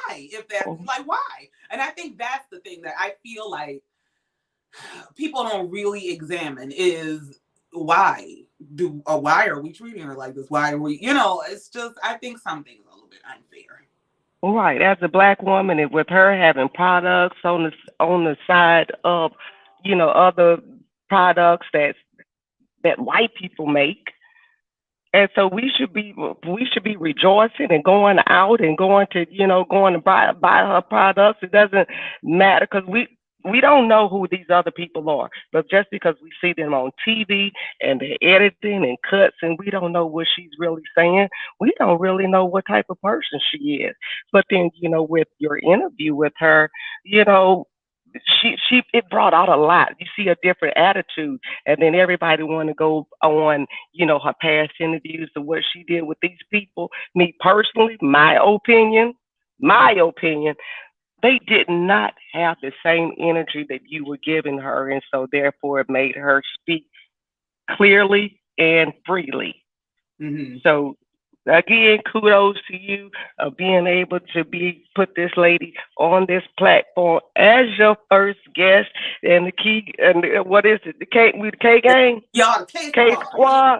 Yes. Okay, the K Squad cheering you on and see who we go get next. All right. Thank you. Thank you for having me, and love you, and I mean it. I love you and I mean it. Thank you. God bless you. You're welcome. You. Same to you. Thank you. Bye-bye. Bye-bye. All right, Square Biz, you're next. I'm coming to you. Hi. Hey. Hi, Kia. Can you hear me? Yes, I can hear you. How are you? Fine, thank you. I completely enjoy listening to your feedback on these shows. And thank you so much for spending all that time telling us, giving us the recaps. We really appreciate you. And I like your honesty. Sometimes I don't agree with some of the things you say, but that makes life beautiful. Now, my problem with Destiny is when the 5,000, 6,000 money issue came up, where she said Mel had not been there for her. What I saw on my screen was Destiny saying that Mel has not been there for her as a friend. And she kept going on and on and on different platforms. She kept saying that. Meanwhile, we, the audience, didn't know that Mel had been helping her with that money. It wasn't until after she had made all those comments, Destiny, before Mel came up and to defend herself, she said, well, I've been helping you out. And does that make me a bad friend or a good friend? So when that happened, that was when I started stepping back from Destiny, because I was like, if I have a friend, I have tons of friends. None of them has given me 6,000. Right. Maybe 100 or 50 here and there, Right, but not right. 6,000 or 5,000. And if someone has given you something from the bottom of their heart, and something has gone wrong with your friendship, you don't go out bashing her and telling the world she hasn't been there for you, she hasn't done that, she hasn't. That was not right. That was where I just found Destiny to be a bit sneaky. And even in the reunion, I don't know whether Melody tried to explain herself and they didn't show it to us. She didn't really speak back when the topic came up. It was only Destiny's side we saw. That was just the reason why I didn't like Destiny. But I really appreciate you. Thank you for listening to your side, because all the sides I hear on YouTube, it's all melody, which most of them, I think, to me, they are right, but she's not perfect. She's also wrong sometimes. But I appreciate your comments and thank you very much. Thank you. Thank you. But what did you think about the money issue? Okay. I can see where both, like, I see y'all's perspective, like the perspective of Mel had to prove that she was a good. I see where you're coming from. I think it's not always what you do, it's how you do it. So I think there's a way to go about saying, I've been a very good friend to her. I've been there for her as much as I could possibly be. You know, yeah, were there times that maybe I was going through my own stuff and I was unavailable to her? Yeah, but that's just life. You know, I think it's one thing to kind of break that down and say, listen, I'm not perfect, but I've been a damn good friend. You know what I'm saying? I think it's different to get on TV and to insinuate that somebody's basically about to get there. Yeah, she on this TV with me, but she about to get her lights cut off. And if it weren't for me, she wouldn't. I had to give her $5,000-$6,000. That insinuates a lot about a person's circumstances.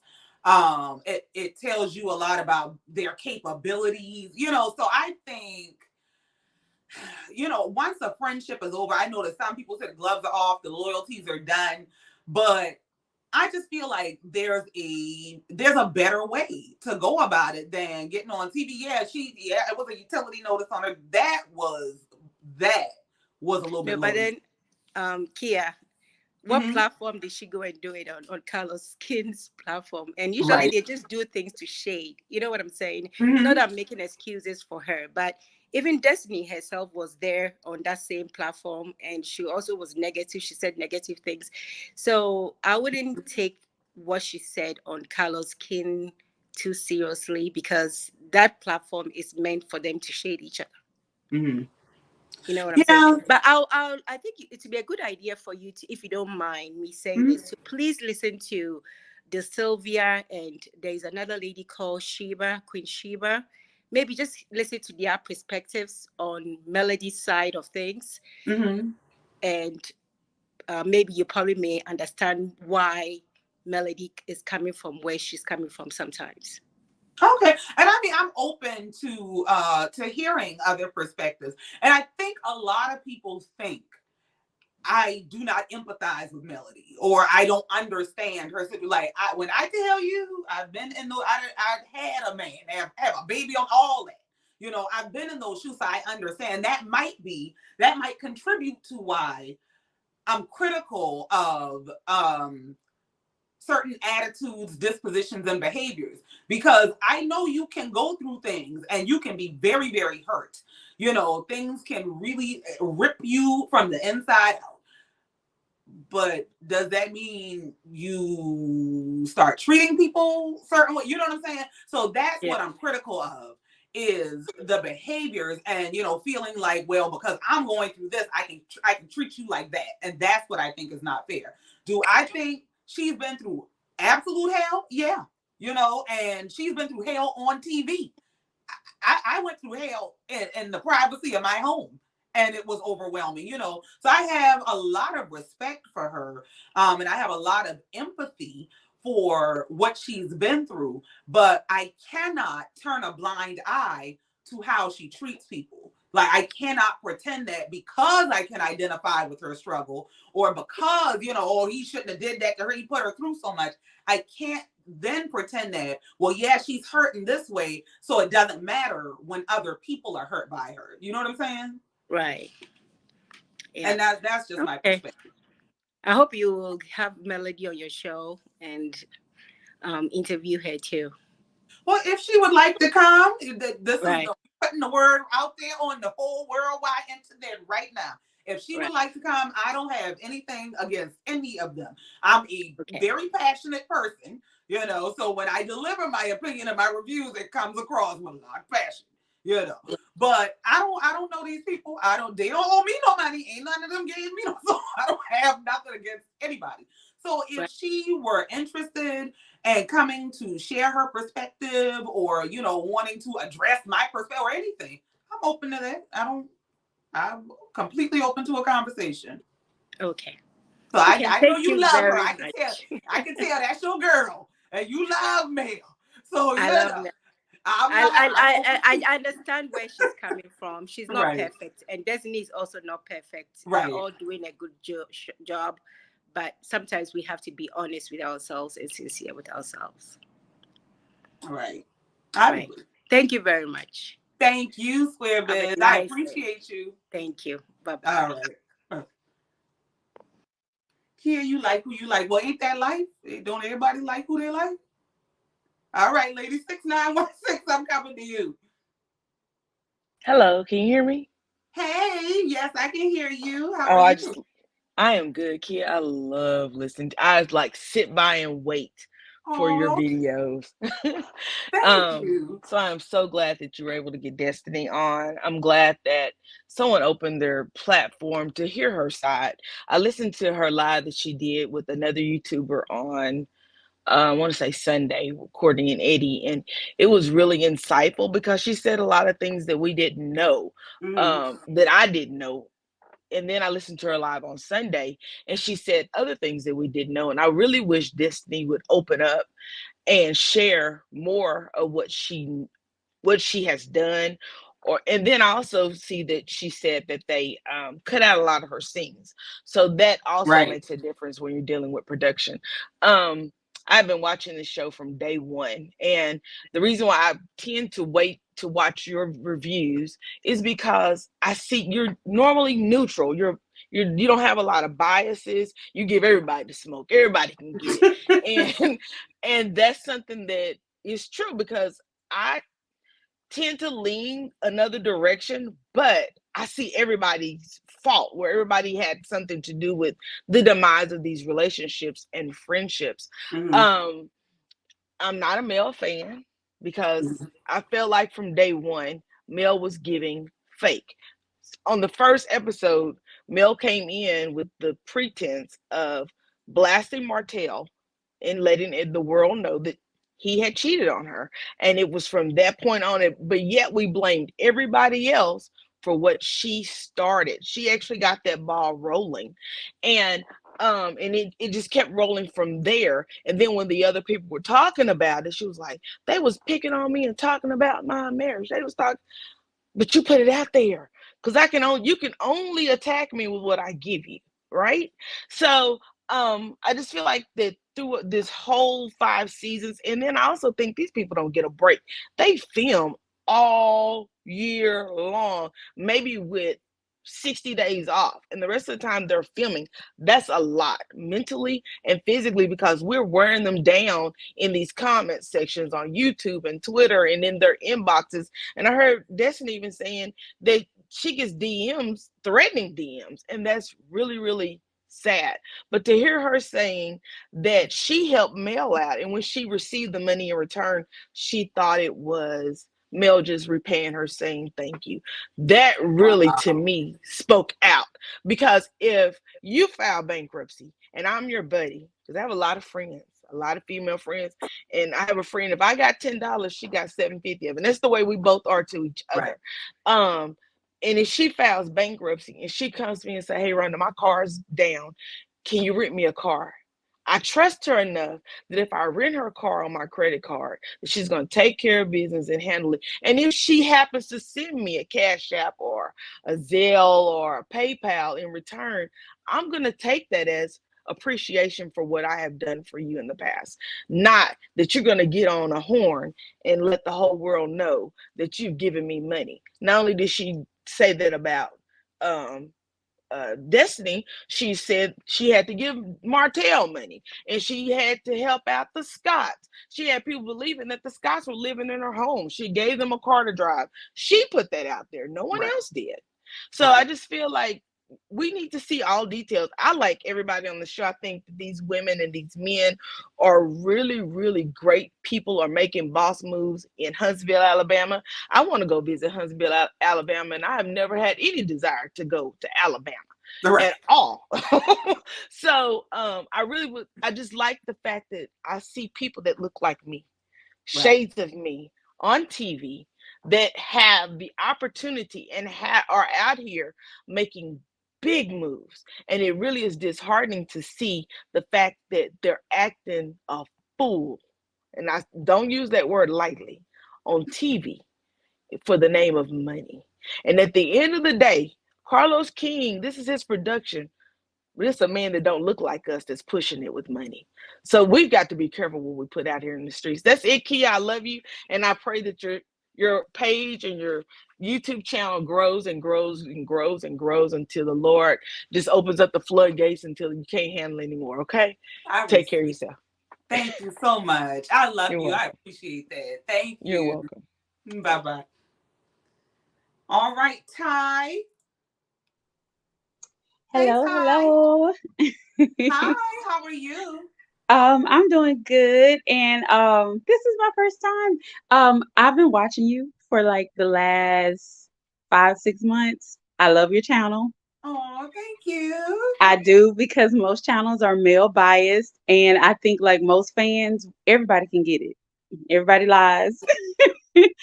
Everybody has, their own idiosyncrasies, their fallacies, stuff they've done. So it's just really refreshing when we come to your channel, and you are unbiased. I know we've said that over and over, but yeah, you're very unbiased. So my opinion is, let me say this disclaimer, because we all know that, if you say things about male, you're melophobic. Trust me, trust. So my disclaimer is, I don't think Mel is a bad person. I think she's beautiful. I love that she's about her bag. She is using the platform exactly for what it's supposed to be used for, which is to extend her longevity in the limelight and to get her coins. Okay, so I absolutely love that. With that being said, if we are transparent and we stop looking at this just like a reality show, in real life, you would get mad if somebody brought up what they did for you. Right. And I think that we have all been in situations, either the person that someone has done something for, or the person that has done something for someone, and you just don't bring it up. As we say in the South, that's uncouth. Right. That's just simply uncouth. And you just don't bring it up. She could have easily stayed in the tune of saying, I've done a lot.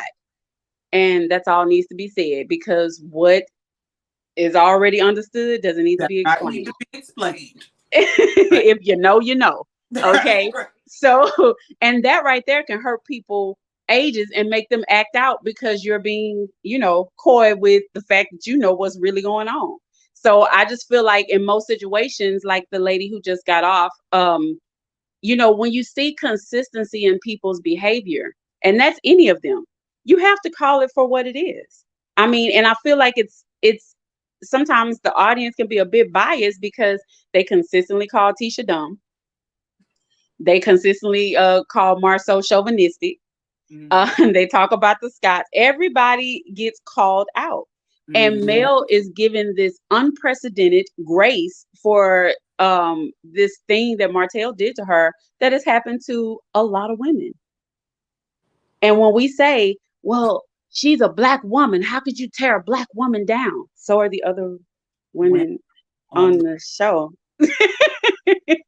So if being a Black woman and empowering them is a prerequisite, why are we trying to tear down any of them? That's just my opinion. And I agree. Thank you, Ty.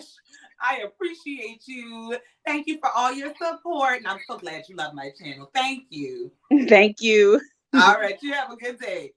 You too. Bye. All right. Bye-bye. All right, Carol, I'm coming to you. Hey, Kia. Hey, how are you?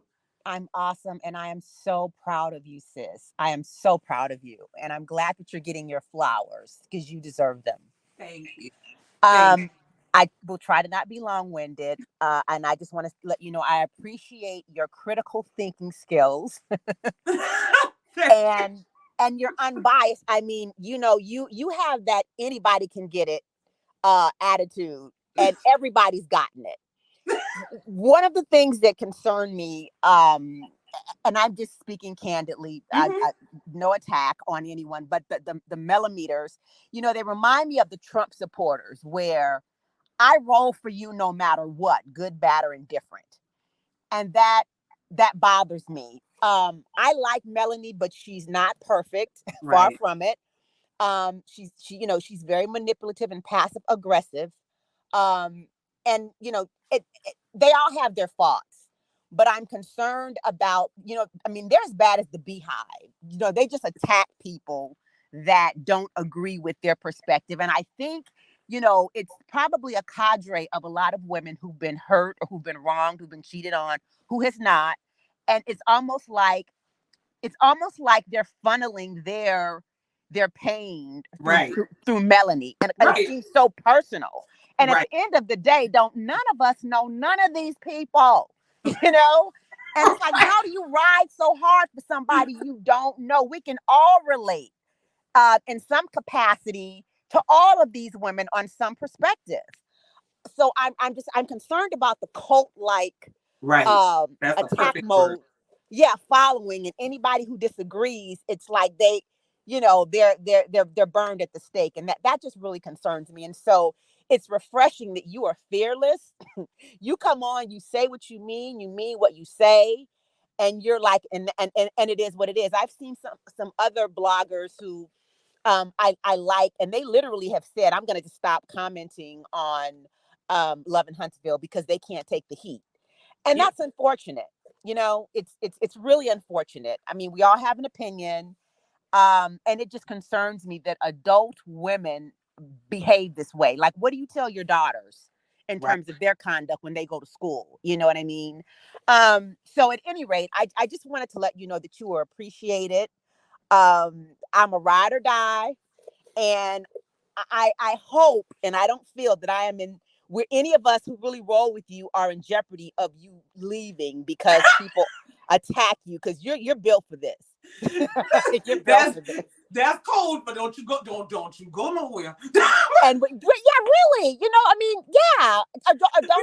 don't stop your commentary. I mean, because there are other people that are critical thinkers that really appreciate you. I just want you to know. Thank And you. You know, so that does mean a lot to me because my comment section stays in shambles. Okay, I mean it stayed tore down. And I can imagine. one of my favorite things to do when I first started doing this was to reply to comments. I love, love, love, love. I mean, I will carve out hours to sit down and just talk to y'all in comments. Yeah. And it got to be so overwhelming. It was so toxic that Yeah. I will never forget. I went to sit down at my computer to respond to comments, and the frustration just overwhelmed me. I knew that was the Lord that told me, just get up, just get up. We ain't doing this today, you know. And I had to kind of take a step back because I gotta keep my sanity. Y'all ain't gonna Yeah. make me fool behind Yeah. me, you know. Yeah. So that means it does mean a lot to me. And you know what happened is every so often when I am on the edge, God send one of y'all to, hey. But you know, it's almost a challenge. And I'll tell you this, and I'll go. I remember one day my son came in the house, and he was, you know, just looking really pissed. And I said, you know, what's wrong? And he said, you know, I was walking down the street, and this woman, she just gave me this really, you know, stank look, and it just upset me. And I asked him, I said, so before you encountered that woman, how was your day going? Oh, great. No problems. Yeah, cool. I said, so you're gonna let a total stranger that passed you on the street, that was probably having, you know, a bad day for whatever reason, you're going to allow that transference of energy to now screw up your day? Talk to me. I'm receiving. You know what I'm saying? And so, you know, when you're attacked by the you know, the mellow mob, I mean, you can't, I mean, because that literally is what it is. You go in your comments looking, oh, you know, let me see what people are saying. And then all of a sudden, you know, your day is screwed. And so sometimes you have to really look at it for what it is. And we don't know what fueled these people to the extent that makes them so toxic. But you cannot allow that to permeate your spirit. You know what I'm saying? Right. And I love you. I appreciate you. I'm so glad that you gave Destiny, you know, a clean slate and a safe space. And you, I mean, girl, you call it how you see it. And the thing is, and I'll end with this because I know we're all long-winded, but you're that person that goes, okay, I can't stand people that start the story at the point in which they got hurt or they were pissed. And you're the person that goes, okay, but what happened before that? Right. And a lot of times people leave that out. And when I watched the last reunion, there were a lot of things that came up that Mel was not held to the carpet on. You know what I mean? She and even with the her deflecting to old boy's shoes. Okay, you know, what's old boy? Martell. Oh, with your ugly shoes. Okay, Kiki. But see, Carlos should have been like, okay, yeah, but back to what we were saying. Right. Because in that moment, Mel was her back was against the wall. She started stroking her long, pretty weave. You could tell her body language. She was a little, you know, she was a little flustered. And she was allowed to deflect, and they moved on, and they never got back to it. I think that Destiny was hurt with regard to how Mel treated her. Mel disposes of people really easily. You know, she was ear hustling in terms of what's her name, Tisha, and Destiny's conversation. Mel's thing is, any enemy of mine has to be an enemy of yours, or you're no longer my friend. Right. And so I think that Destiny felt betrayed. I think she really rolled with Mel. I think her anger really was conceived out of hurt. You know, and she has some abandonment issues, clearly. And Mel, you know, she just disposes of people. I'm proud of her as a Black woman. I think she's done amazing with her platform, but Mel is passive aggressive and she's no angel. Right. And you call it as you see it. And I rock with you till the wheels fall off. I appreciate you. And, you know, I am keeping you in my prayers. Thank you. Thank you. I appreciate you. I love y'all from the bottom of my heart. Like, I really, really do. I really appreciate y'all. Thank you so much. And thank you for the encouragement. Absolutely. Stay blessed, sister. Have a wonderful 2023. You too. Thank you. Bye-bye. Bye-bye. All right, Lisa, I'm coming to you. Hey, Lisa. Hi. How are you? I'm blessed and highly favored. And you? Good. How are you? I'm the same. Amen. I'm good. I just want to tell you I love your show. I really do love your show. And I love the fact that we can agree and disagree on certain topics. Right. Thank I do want to say I am Team Mel to an extent you. because we do sympathize with a lot of what Mel went through, even though she did bring the information to the show. But that what made the show What it possible for is. these. Right. Now, a lot of people, I don't dislike Destiny, but she did come into the show aggressive. And I know people don't like that word, but she was. That she didn't get along with a lot of people on the show at first. And the fact that you're on a reality show, but you don't want the reality of showing your life to the show. Now, you can't give people bits and pieces of your life and think that everybody's going to be Team Destiny. You can't be mad at people for doing things back at you when you're doing things to them. Now, if you and Mel had a discord somewhere along the line, and a lot of the stuff that they show on TV is not the whole scene. So we're taking what is being shown for what it is.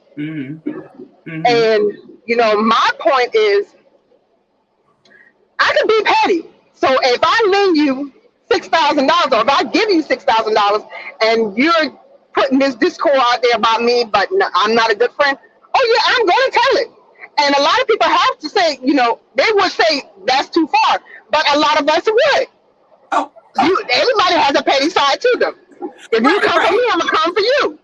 Right, and you know, like you said, we all have our petty side on what I might think is too far. That ain't too far for we have our differences of opinion. Yeah. Yes. And the thing about it on the show, when Mel said we can agree to disagree, we can be cordial towards each other in public, but then if you agree to disagree with each other, and you know, if you see high by whatever it may be, let it be that. Stop bringing up what this person did, what that person did, because you run around in circles. Right. And no one can get nowhere doing that. Right. And you know what? I think that was one of the problems with Mel and Tisha. When they agreed to disagree, to be cordial, but then you came back on the reunion and you brought it up again. And I think that's where Mel got to, okay, now you're my enemy. But see, no one sees that. If you're bringing back up stuff that we are saying we're going to move past, let's move past it. Right, and that's, I think, my biggest thing with them is I do not understand the dragging out of the falling out. Like, if y'all ain't friends no more, like, I don't drag out a fallout or a breakup, you know. We ain't friends no more, we ain't friends no more, you know. We just ain't friends. I can go from seeing you every day to I don't know where you exist, you know. Exactly, and I'm not saying, wait, I mean, I got people in my family right now I don't even speak to because of what they have done. So, me, for my sanity, my peace, I will leave you where you're at. Right. Plain and simple. And I think that's where Mel is at this point. I'm leaving you where you're at because we're not going to see eye to eye. Rather, you think I'm using you or not. If we're not going to be friends, I don't have to be in your company. That's right. I agree. For peace of mind, sometimes you have to leave people by the wayside. I agree. But I love your show. I'm driving. So I'm going to get out this show. I see. It just dawned on I'm at work. I'm at work. I drive truck for a living. But nevertheless, I love your show. Keep up the good work. I love the stuff that you're saying. You know, sometimes I do miss a show and have to go back because I have to DVR everything. But I listen to what you have to say. And, you know, sometimes I do comment. Sometimes I don't. But you're doing a good job. You know, God has blessed you. You're highly blessed and highly favored. And I'm going to continue to look out for everything that you're doing. And bless you in the same token. I received that. I thank you so much. I really appreciate you. I appreciate your support. I do. You know, we all got to support each other in this world. Because ain't nobody else going to do it. That's but right. Have a safe and blessed day. And I'm going to get off this phone because I don't want no mishaps. I know. But I love you. Love you. Love you too. Go on, swing that truck. All right. All right. Bye-bye. Bye. All right, D Brown. I'll remove you. You got to take your eyes off the road, huh? Kia, how are you? Hey, D Brown, how are you? Kia, I'm fine, but you know what? Now I've got an opposite opinion with you. I I think you're very biased when it comes to Melody. I really do. Okay. And I listen to you because you're very entertaining, and Mm-hmm. for the and I do enjoy your show. Mm-hmm. But when it comes to Mel, and you're like another commentator, I watch you and I listen to you, and I was just listening, not to the caller before the other lady that was driving, and she was saying that, and it bugs me because when people talk about Melody, and I'm 68 years old, so I usually have good discernment when it comes to people. Mm-hmm. I don't think that it bothers me when people say Mel's not an angel, Mel's not perfect. I don't think anybody that's walking this earth is perfect, because if they were, their name would be in the Bible, and they'd be So let's start there. She's not perfect, Okay. but what bothers me is that, yeah, we know what Mel has gone through and everything, but I don't think people give her enough credit for watching and deciding she's just not going to be bothered with people that have done her wrong. That everybody wants her to act a certain way despite what other people have done to her. Okay, she decided to leave her husband after years and years of him being disloyal, cheating, and everything else. Okay, he had this kid and all of that. She decided to leave him. Now remember, if everybody remembers the beginning of the story, she was not going to even do this show after she found out he had cheated. Carlos in production asked her to do it anyway because Carlos saw a story in what they were going to do. He asked her to make sure that she brought in about the cheating and everything. And that was the scene that you guys saw at the beginning of the show. And if you remember, everybody wanted to blame Melody and say she was the one that brought. They didn't want to discuss the cheating and everything, and the first thing everybody wanted to say was that she said that you all said you weren't going to bring up the cheating, and Melody said I didn't, and they yes you did. Even Kimmy had to say no, she didn't. Martell was the one that didn't want to say it.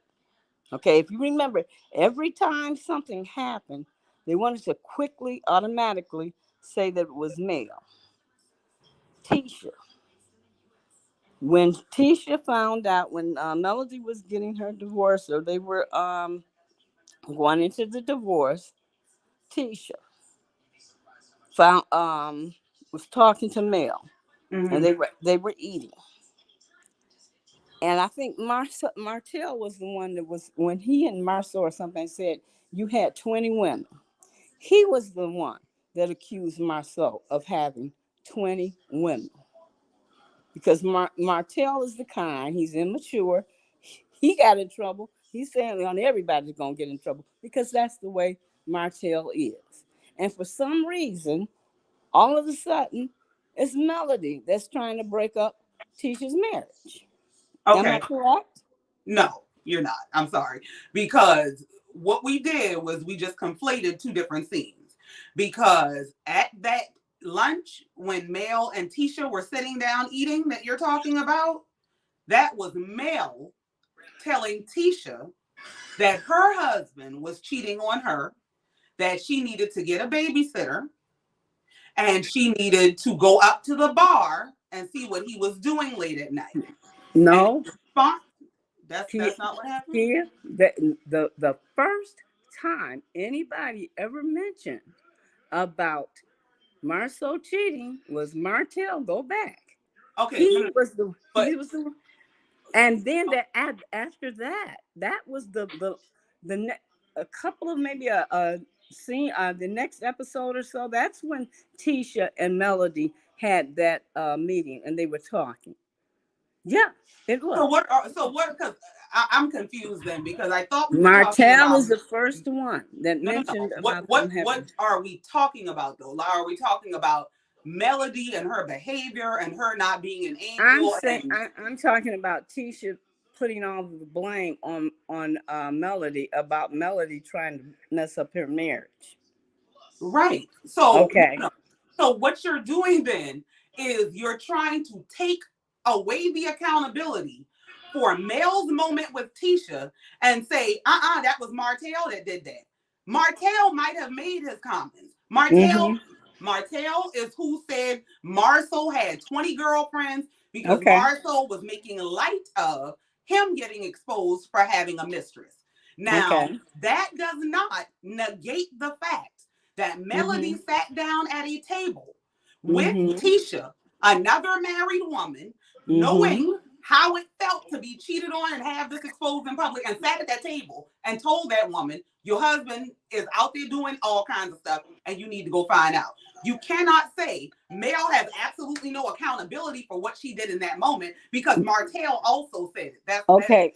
But think about the conversation, Kia. What precipitated her, Mel, as telling her to go by? Tisha asked Melody because Tisha said Martell lied. Remember? Tisha said Martell lied and said Marceau had 20 women. And Melody replied, how do you know it's a lie? Remember? That was her response. That was her response. Go back but and what listen. Does that have to, why, but hold on. And that's when Melody said, next time get a babysitter and roll by the bar and get a babysitter and roll by. But that's not Mel coming for her marriage? No, I don't think so. She just told her. Tisha asked him, she wanted you. When you ask, you get. When you ask, you get. And Tisha did go by the bar. Martell, nobody was there. And they sat and talked and everything. Okay. And we're going to have a difference of opinion. True. No. We can have a difference of opinion, but the facts, but wait a minute, but the facts don't change. So we can have an opinion about what the facts are, but we cannot change the facts to fit our opinion. That's my thing. Okay. There's another issue there because Tisha, there's another scene there that's in there where Tisha kept asking Mel about, and that's why she was telling you're going to have to go and find out for yourself about Marcel cheating. She told her you're going to have to find out for yourself. So how does that? I'm trying to understand the point. Tisha wanted Mel to verify what Martell was. What I'm trying to say. There are a couple of scenes in the early part of the season, that first season, where Tisha was trying to get Melody to verify what Martell told everybody about the 20 women. Okay. So you're saying Mel told Tisha this? She told her to find. Tisha wanted verification. She wanted her. In other words, she wanted her to give her some proof, some evidence.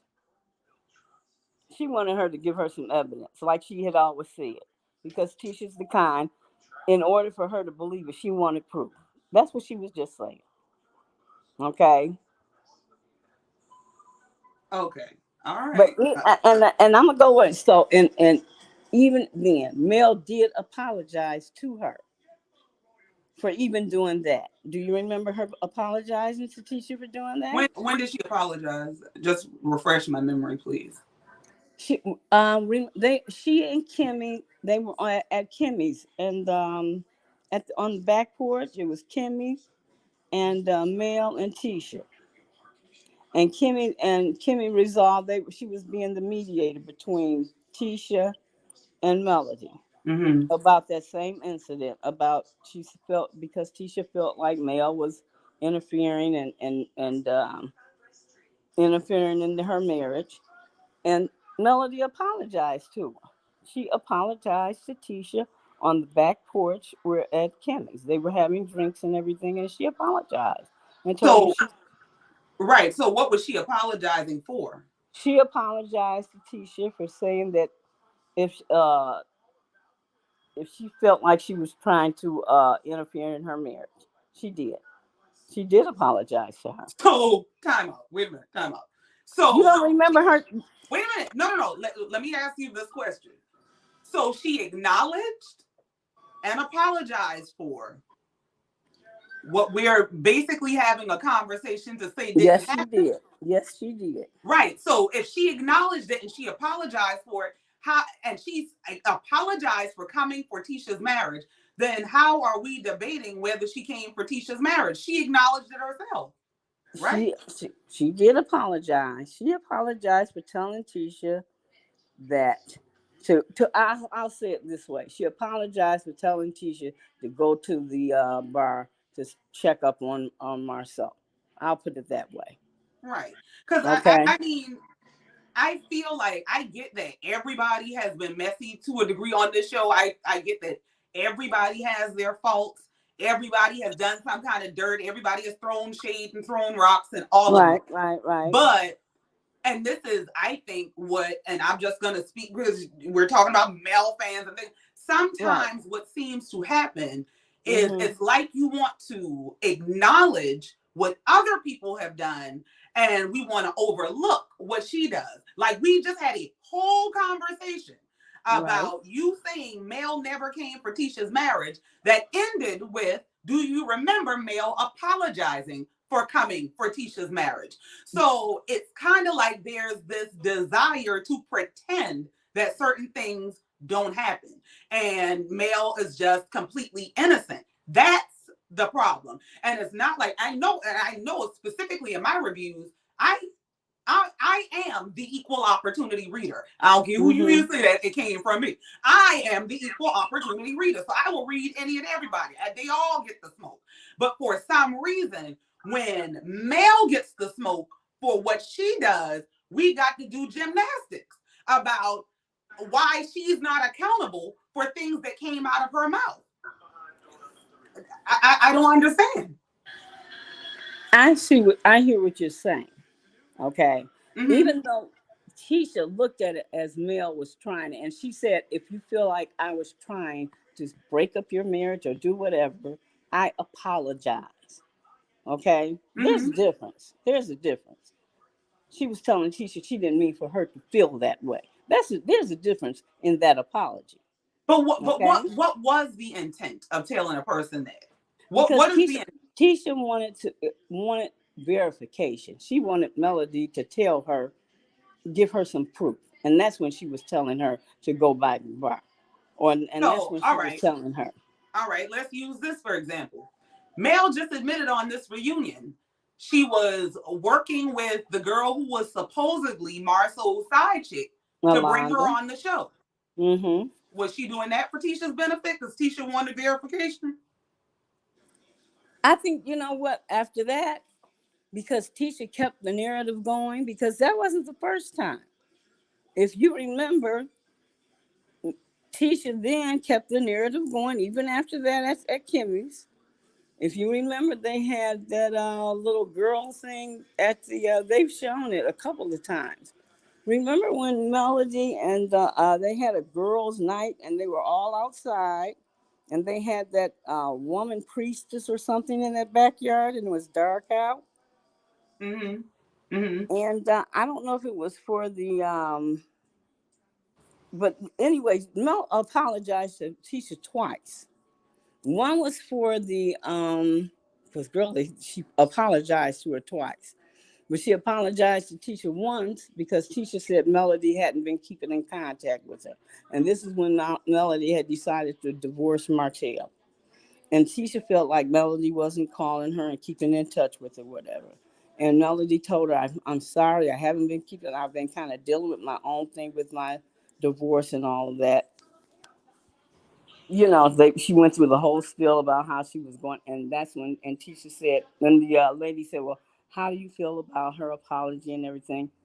And Tisha said, I think it's bullshit. You remember that? Okay. That's the second apology.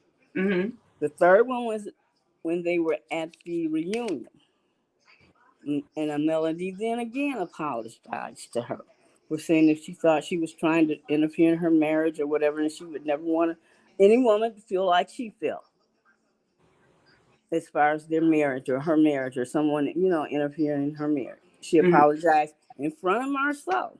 They were all at the, because Tisha had on that, I think she had that orange formal loan, if I'm not mistaken. But she apologized to her again at the reunion.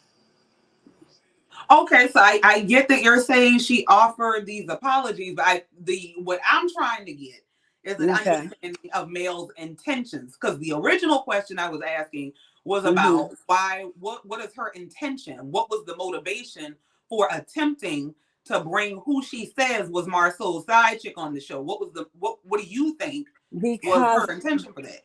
her intentions were because despite her apologies, Tisha would never let it go.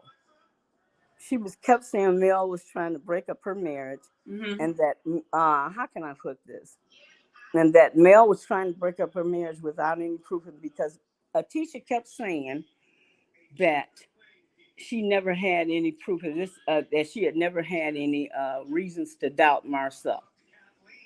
That was the preface, that she never had any reasons to doubt Marceau, and that was the first time she had ever had any doubts or anybody had ever brought up Marceau being unfaithful, was when Melody brought it up.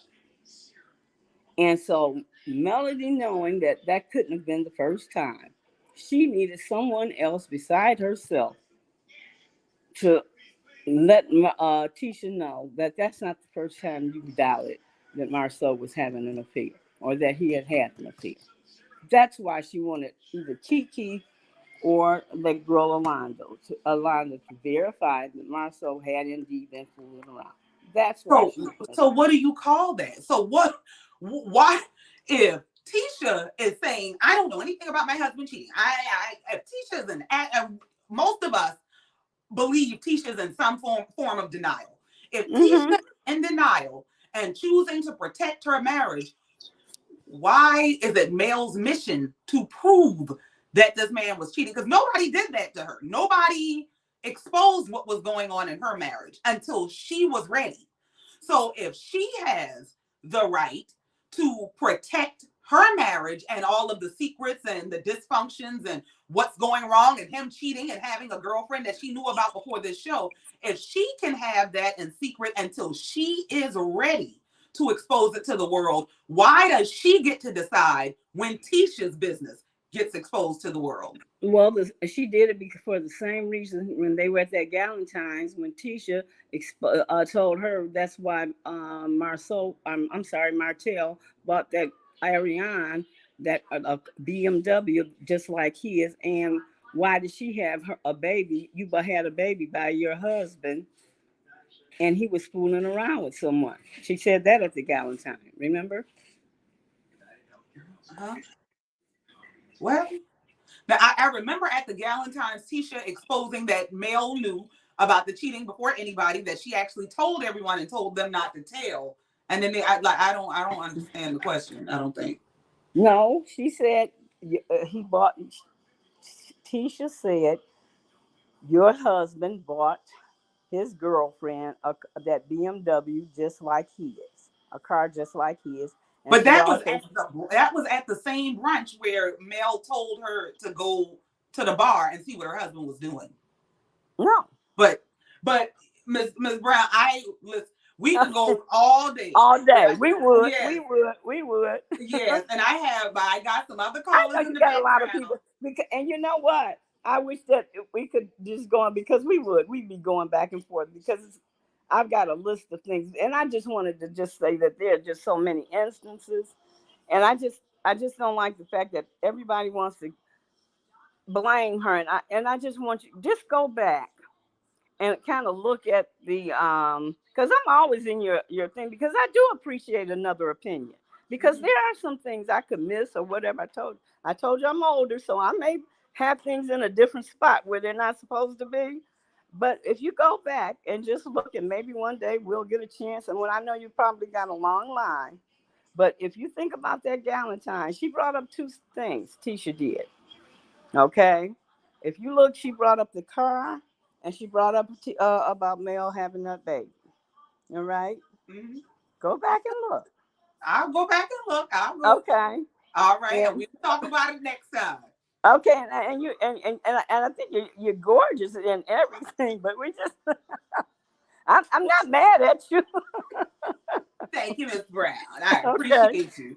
All right. But and I know it because and I was just what season was that? We got a whole lot of seasons to go through. So I hope you do this again. And maybe I'll just get my season, write it down next time. Yes, ma'am. Okay. Thank you so much, Miss Brown. You have You're a good welcome. day, okay? Bye-bye. Bye-bye. All right, Miki, I am coming to you. Oh, well, never mind. I hit the wrong button. I added L'Oreal. Sorry. Hold on one second. Are you on mute? You on mute. Yes. Hey, Hey, how are you? I'm doing pretty good. So I missed the beginning, but are they saying that you give biased commentary? Girl, Was that child, the I don't know. question?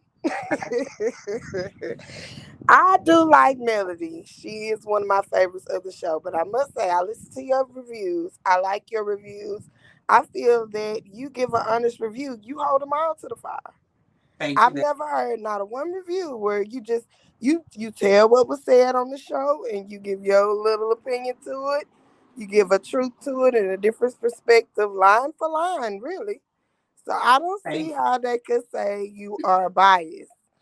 Um, I enjoy it because even though I like Melody, you do give a perspective that I might not think about, and I say, "Oh, okay." Could have been shady. Yeah, that was kind of shady. You know what I mean? So yeah, but only thing I don't I'm not gonna say I have watched it from the beginning. I'm not religious to where I'm remembering line for line or anything like that. Right. It does just to me come off that I can remember her apologizing. I don't know if she apologized word for word. I think that's what Tisha is really looking for her to say. I apologize for saying da da da da da da. She kind of just apologizes as a whole and wants to go forward.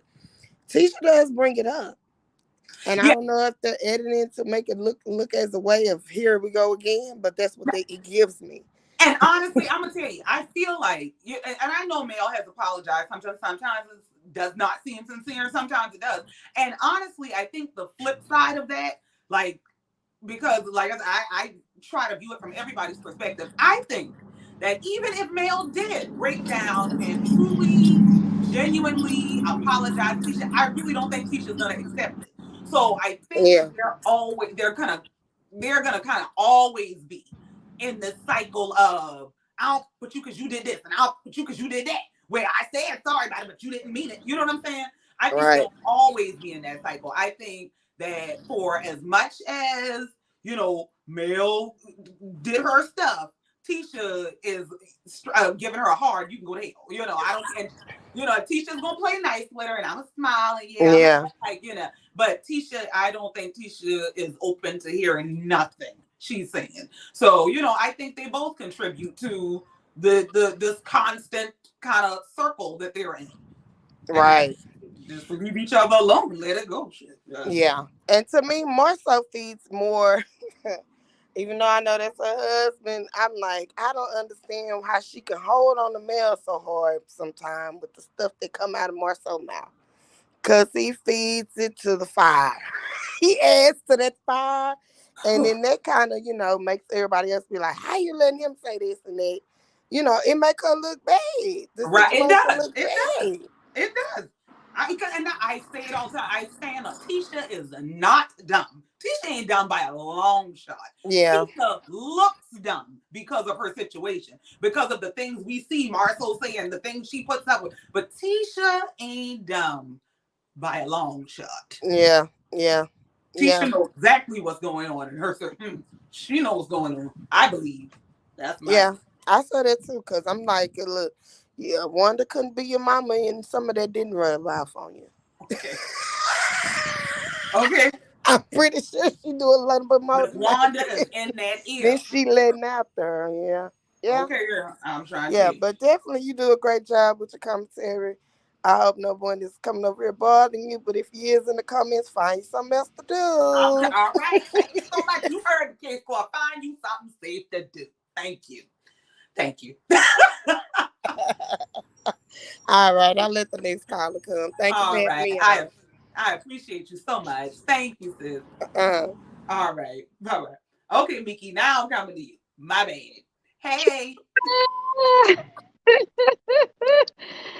Oh my God, I get to talk to you. Oh, you're so silly. So, Hi.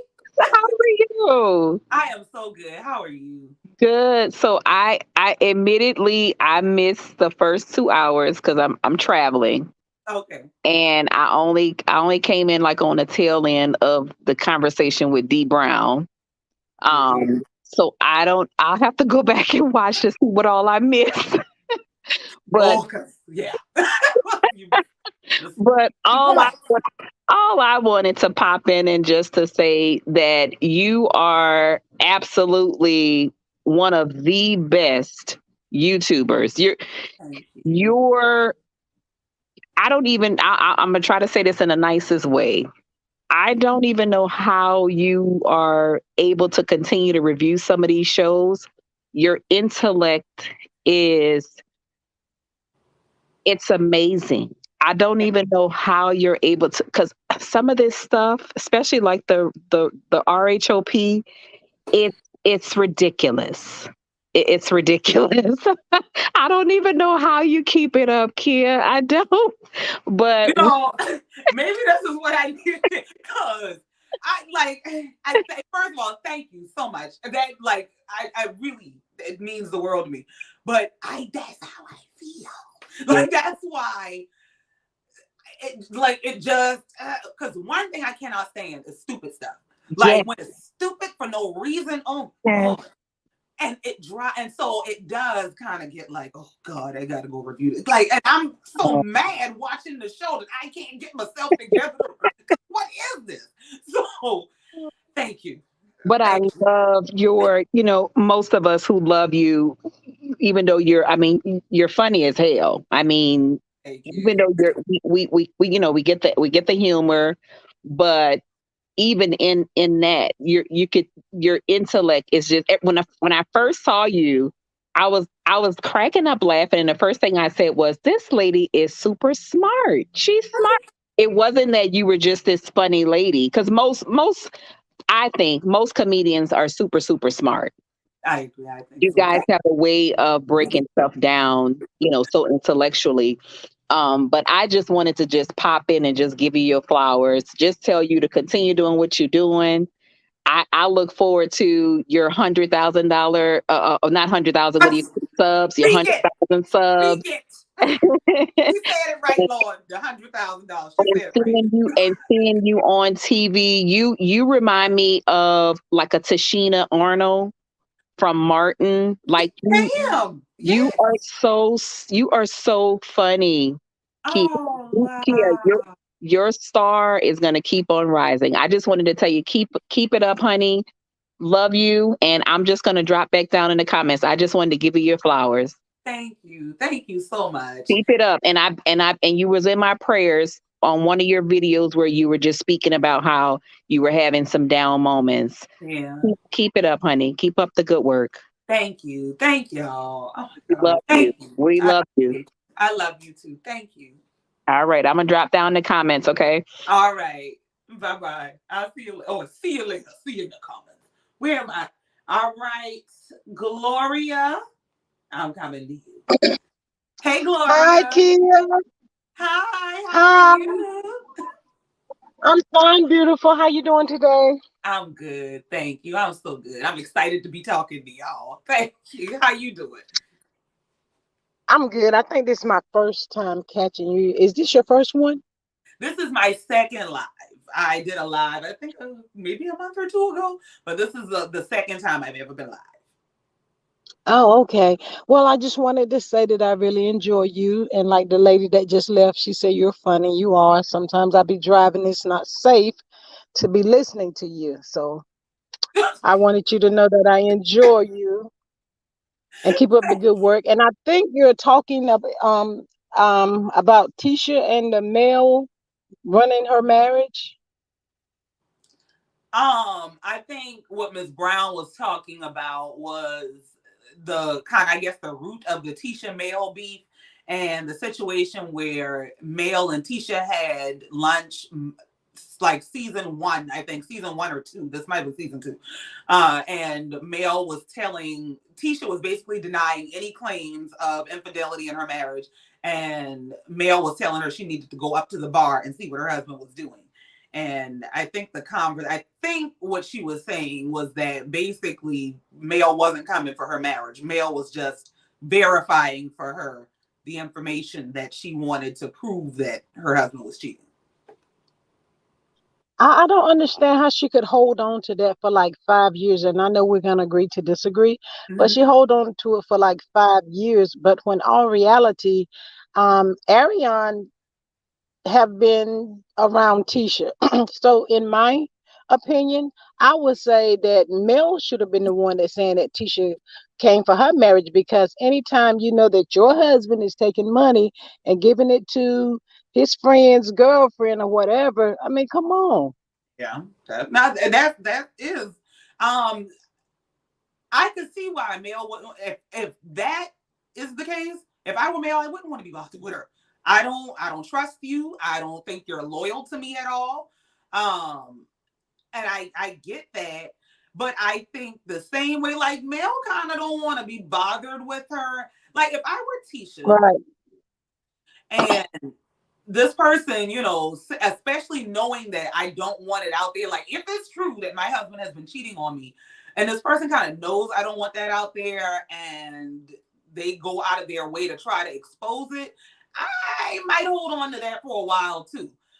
So I like, honestly, I kind of get.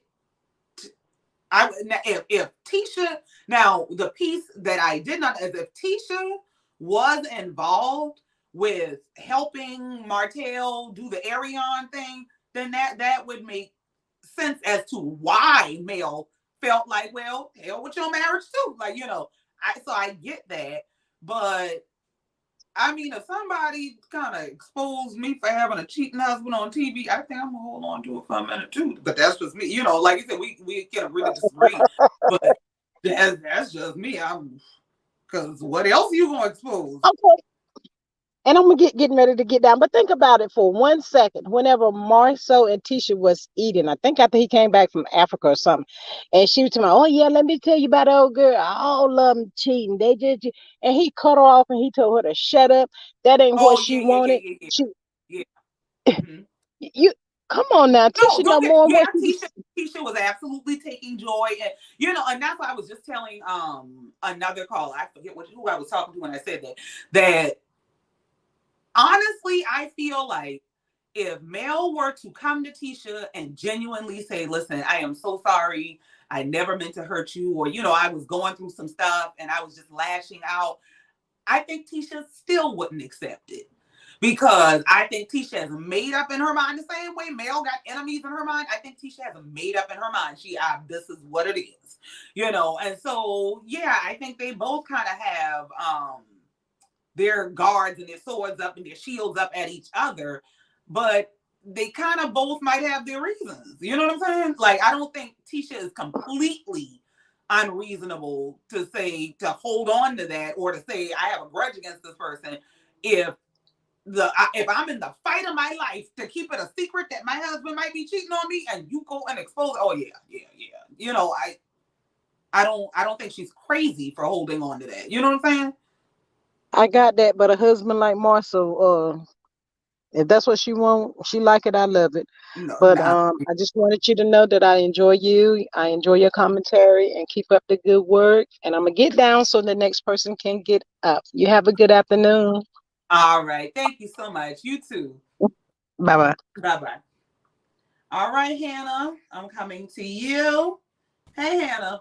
Hey, I know I've been up here, so I'm just going to be very brief. Okay. What Dee Brown was saying is that Martell was the one that bought up the 20 women. And when Letitia and Melody came together to eat at the brunch, Tisha was the one that bought up. She was accusing Martell of going around town saying that her husband had 20 women. And she said, "Is it true?" And Melody said, "Find out for yourself." Melody never bought up her marriage. Never. But when up to that point, because remember, Letitia was the one that was saying Martell it has a whole nother boo thing around town. Then when they got to their 10-year anniversary, Letitia said she brought up infidelity in the marriage, and Martell got real upset. He said, why would she bring that up on our 10-year anniversary? So who she should have been mad at was Martell for bringing up the 20 women comment, but she forgave him. Melody was not trying to ruin her marriage. Melody was responding to Letitia, accusing her of going around town, because she didn't say, she blamed it on Melody instead of Martell, because she said, listen, your husband bought another woman a matching BMW. She told Melody that at the brunch. That's when she started attacking Melody. Melody never brought up the marriage. Right, but didn't Tisha tell her about the BMW in response to her saying your husband is out there? And she said, well, your husband definitely has a girlfriend who he bought a matching BMW for. Wasn't that a response? What she was responding to is Melody said, if I tell you anything, you're not going to believe me anyway, so find out for yourself. Melody never said anything about her husband was messing around. Martell brought that up. And Tisha came to her and asked her, again, your husband is going around town saying my husband have, 20 women. Is it true? Melody said, I cannot tell you. Find out for yourself. Then later on, I guess on social media, Melody started talking about this Alonda lady. So that got out. But Melody never approached her with and I heard Melody do interviews too. She said, I never bought up her marriage. But Letitia was the one that, oh yeah, but my husband never cheated on me. She said, my husband never cheated on me. And Melody was basically like, why are you lying? you know your husband has cheated on you, because Martell was the one, and Coleslaw said it.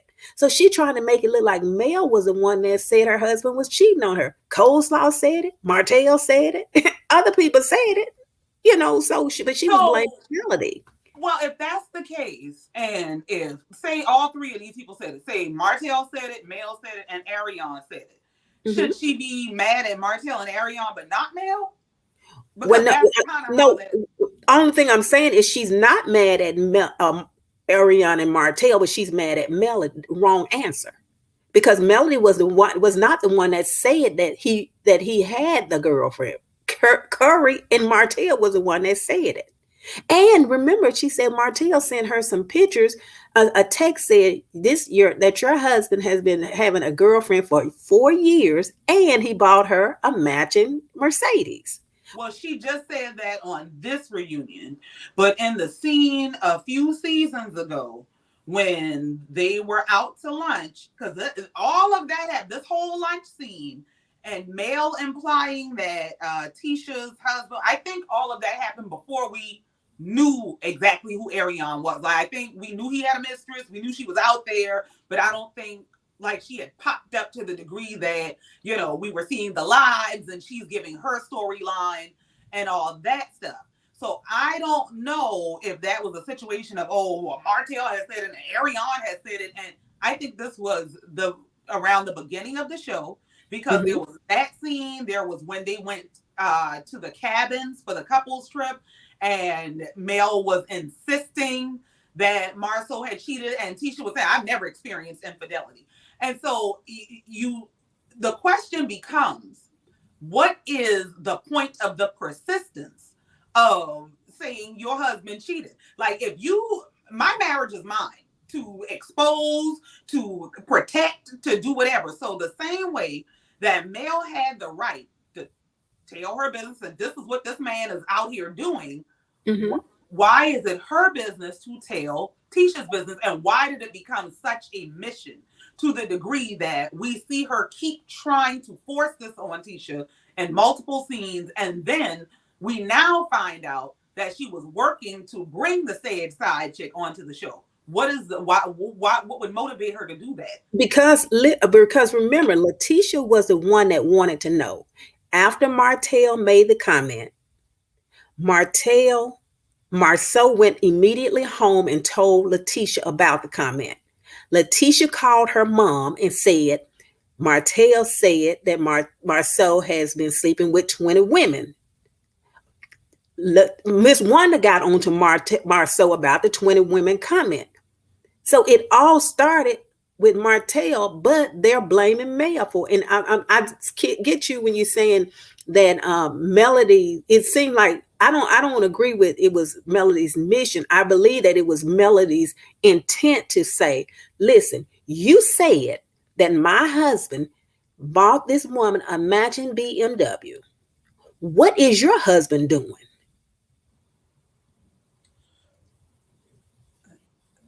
And so that's what the bringing the side chick was on the show. So what if, let me ask you this. If Tisha had paired up with Ariane and said, I'm gonna bring you on the show, I'm gonna have an event for my family and I'm gonna invite you as a family friend. And Mel is gonna be there, and I'm gonna give you the opportunity to say to Mel, I've been with your husband, but at the time I didn't know he was your husband. Would Tisha not be wrong to do that?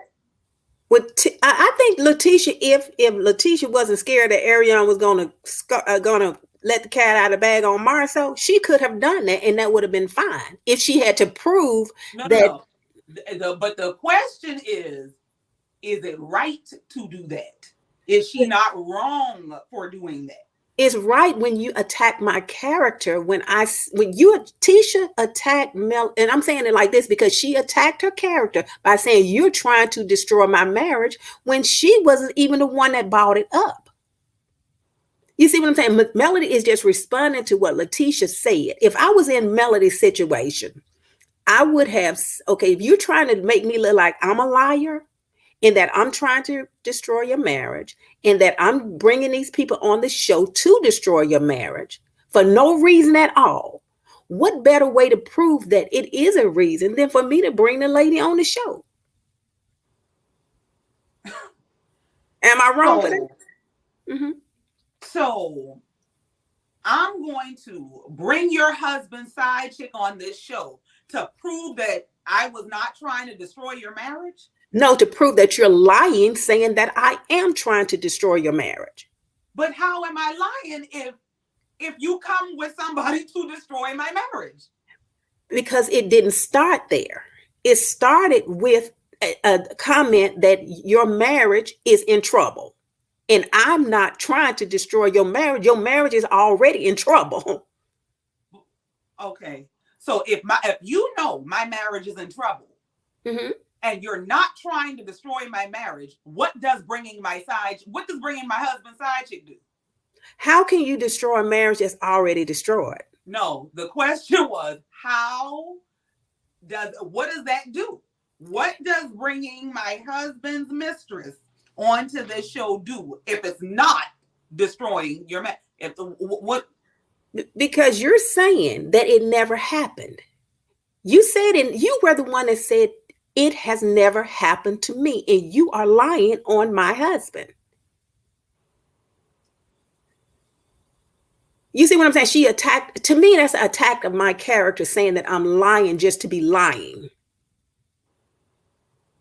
No, I don't think.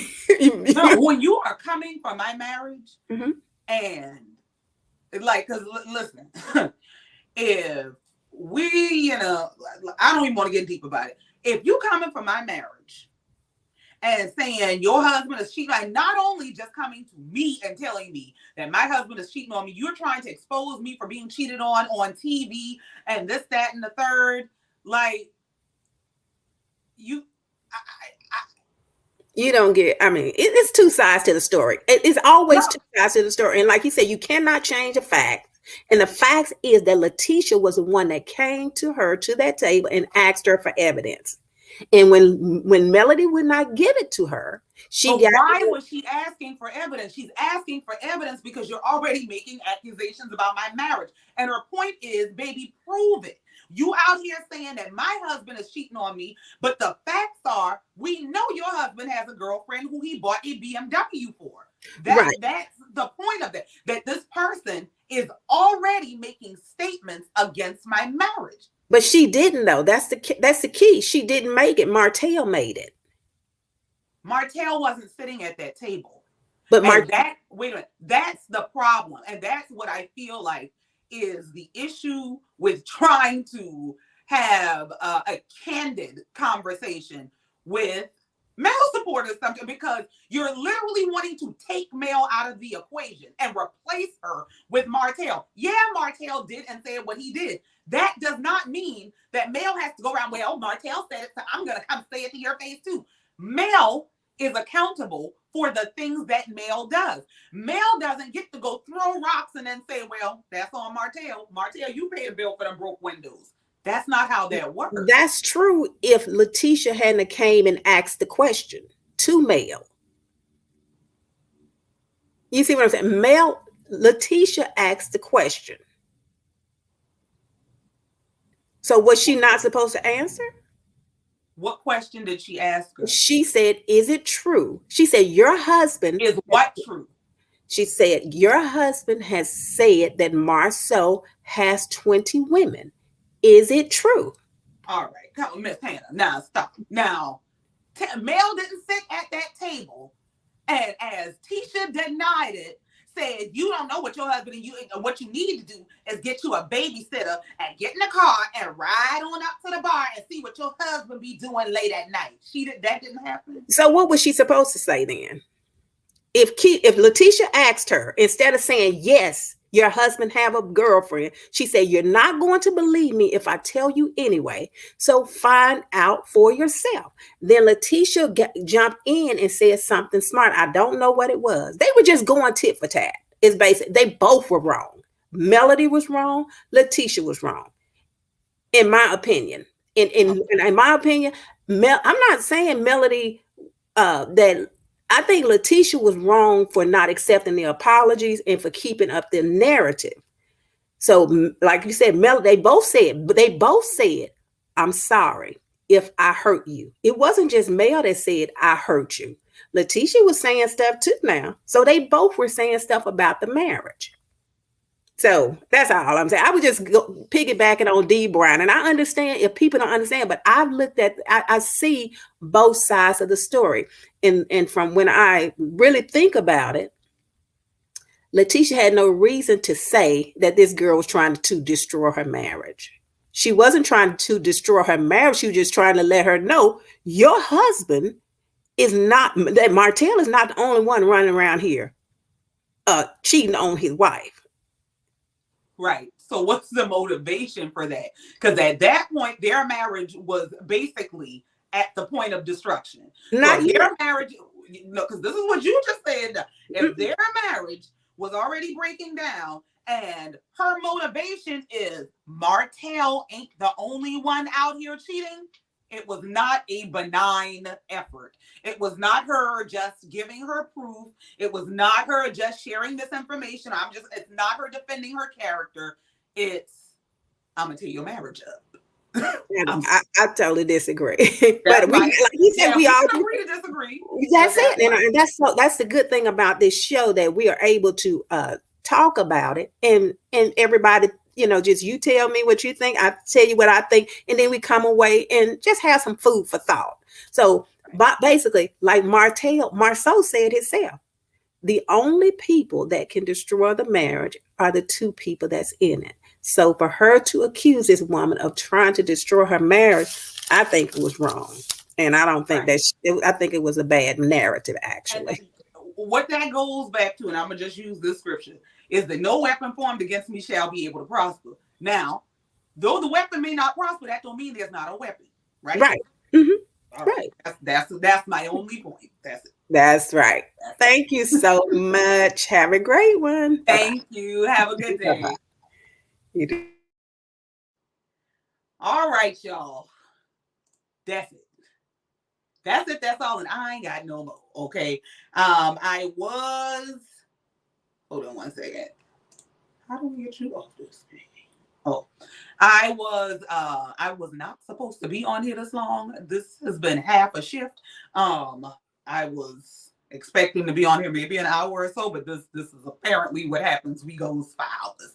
But I thank all of y'all for tuning in, for supporting me on my very, very first interview. I'm so excited. Shout out to Destiny for reaching out to me and giving me this opportunity. I really appreciate it. Thank y'all for calling in, for sharing your opinions. Even if we didn't agree, if we had to have a little bit of a debate, I love you anyway. I know some of y'all is super male fans and y'all is just over here to tell me about myself and you don't understand. You don't know what's going on. But I got my opinion, you got yours, and we got each other. Okay? I love y'all. Now, and I did see, I'm sorry, y'all. I saw some super chats come through that I didn't get a chance to acknowledge because y'all know I'm trying to, really get a grip on all this stuff. And I was super nervous kind of anyway because I'm like, oh, I'll not be doing an interview. But thank y'all. I'm going to make sure I don't see ain't nobody else back here. The link is going. I ain't putting that link back up. I'm sorry. I'm going to have me a drink. Okay. I'm not doing this. I love y'all with my whole heart, but I'm going to have me a drink. It's after 5 o'clock here, and wherever you are in the world, I hope it's shot o'clock too. Okay. But that's it. That's all. In the meantime, I almost forgot. In the meantime, until next time, just like every time, I love you and I mean it. Bye.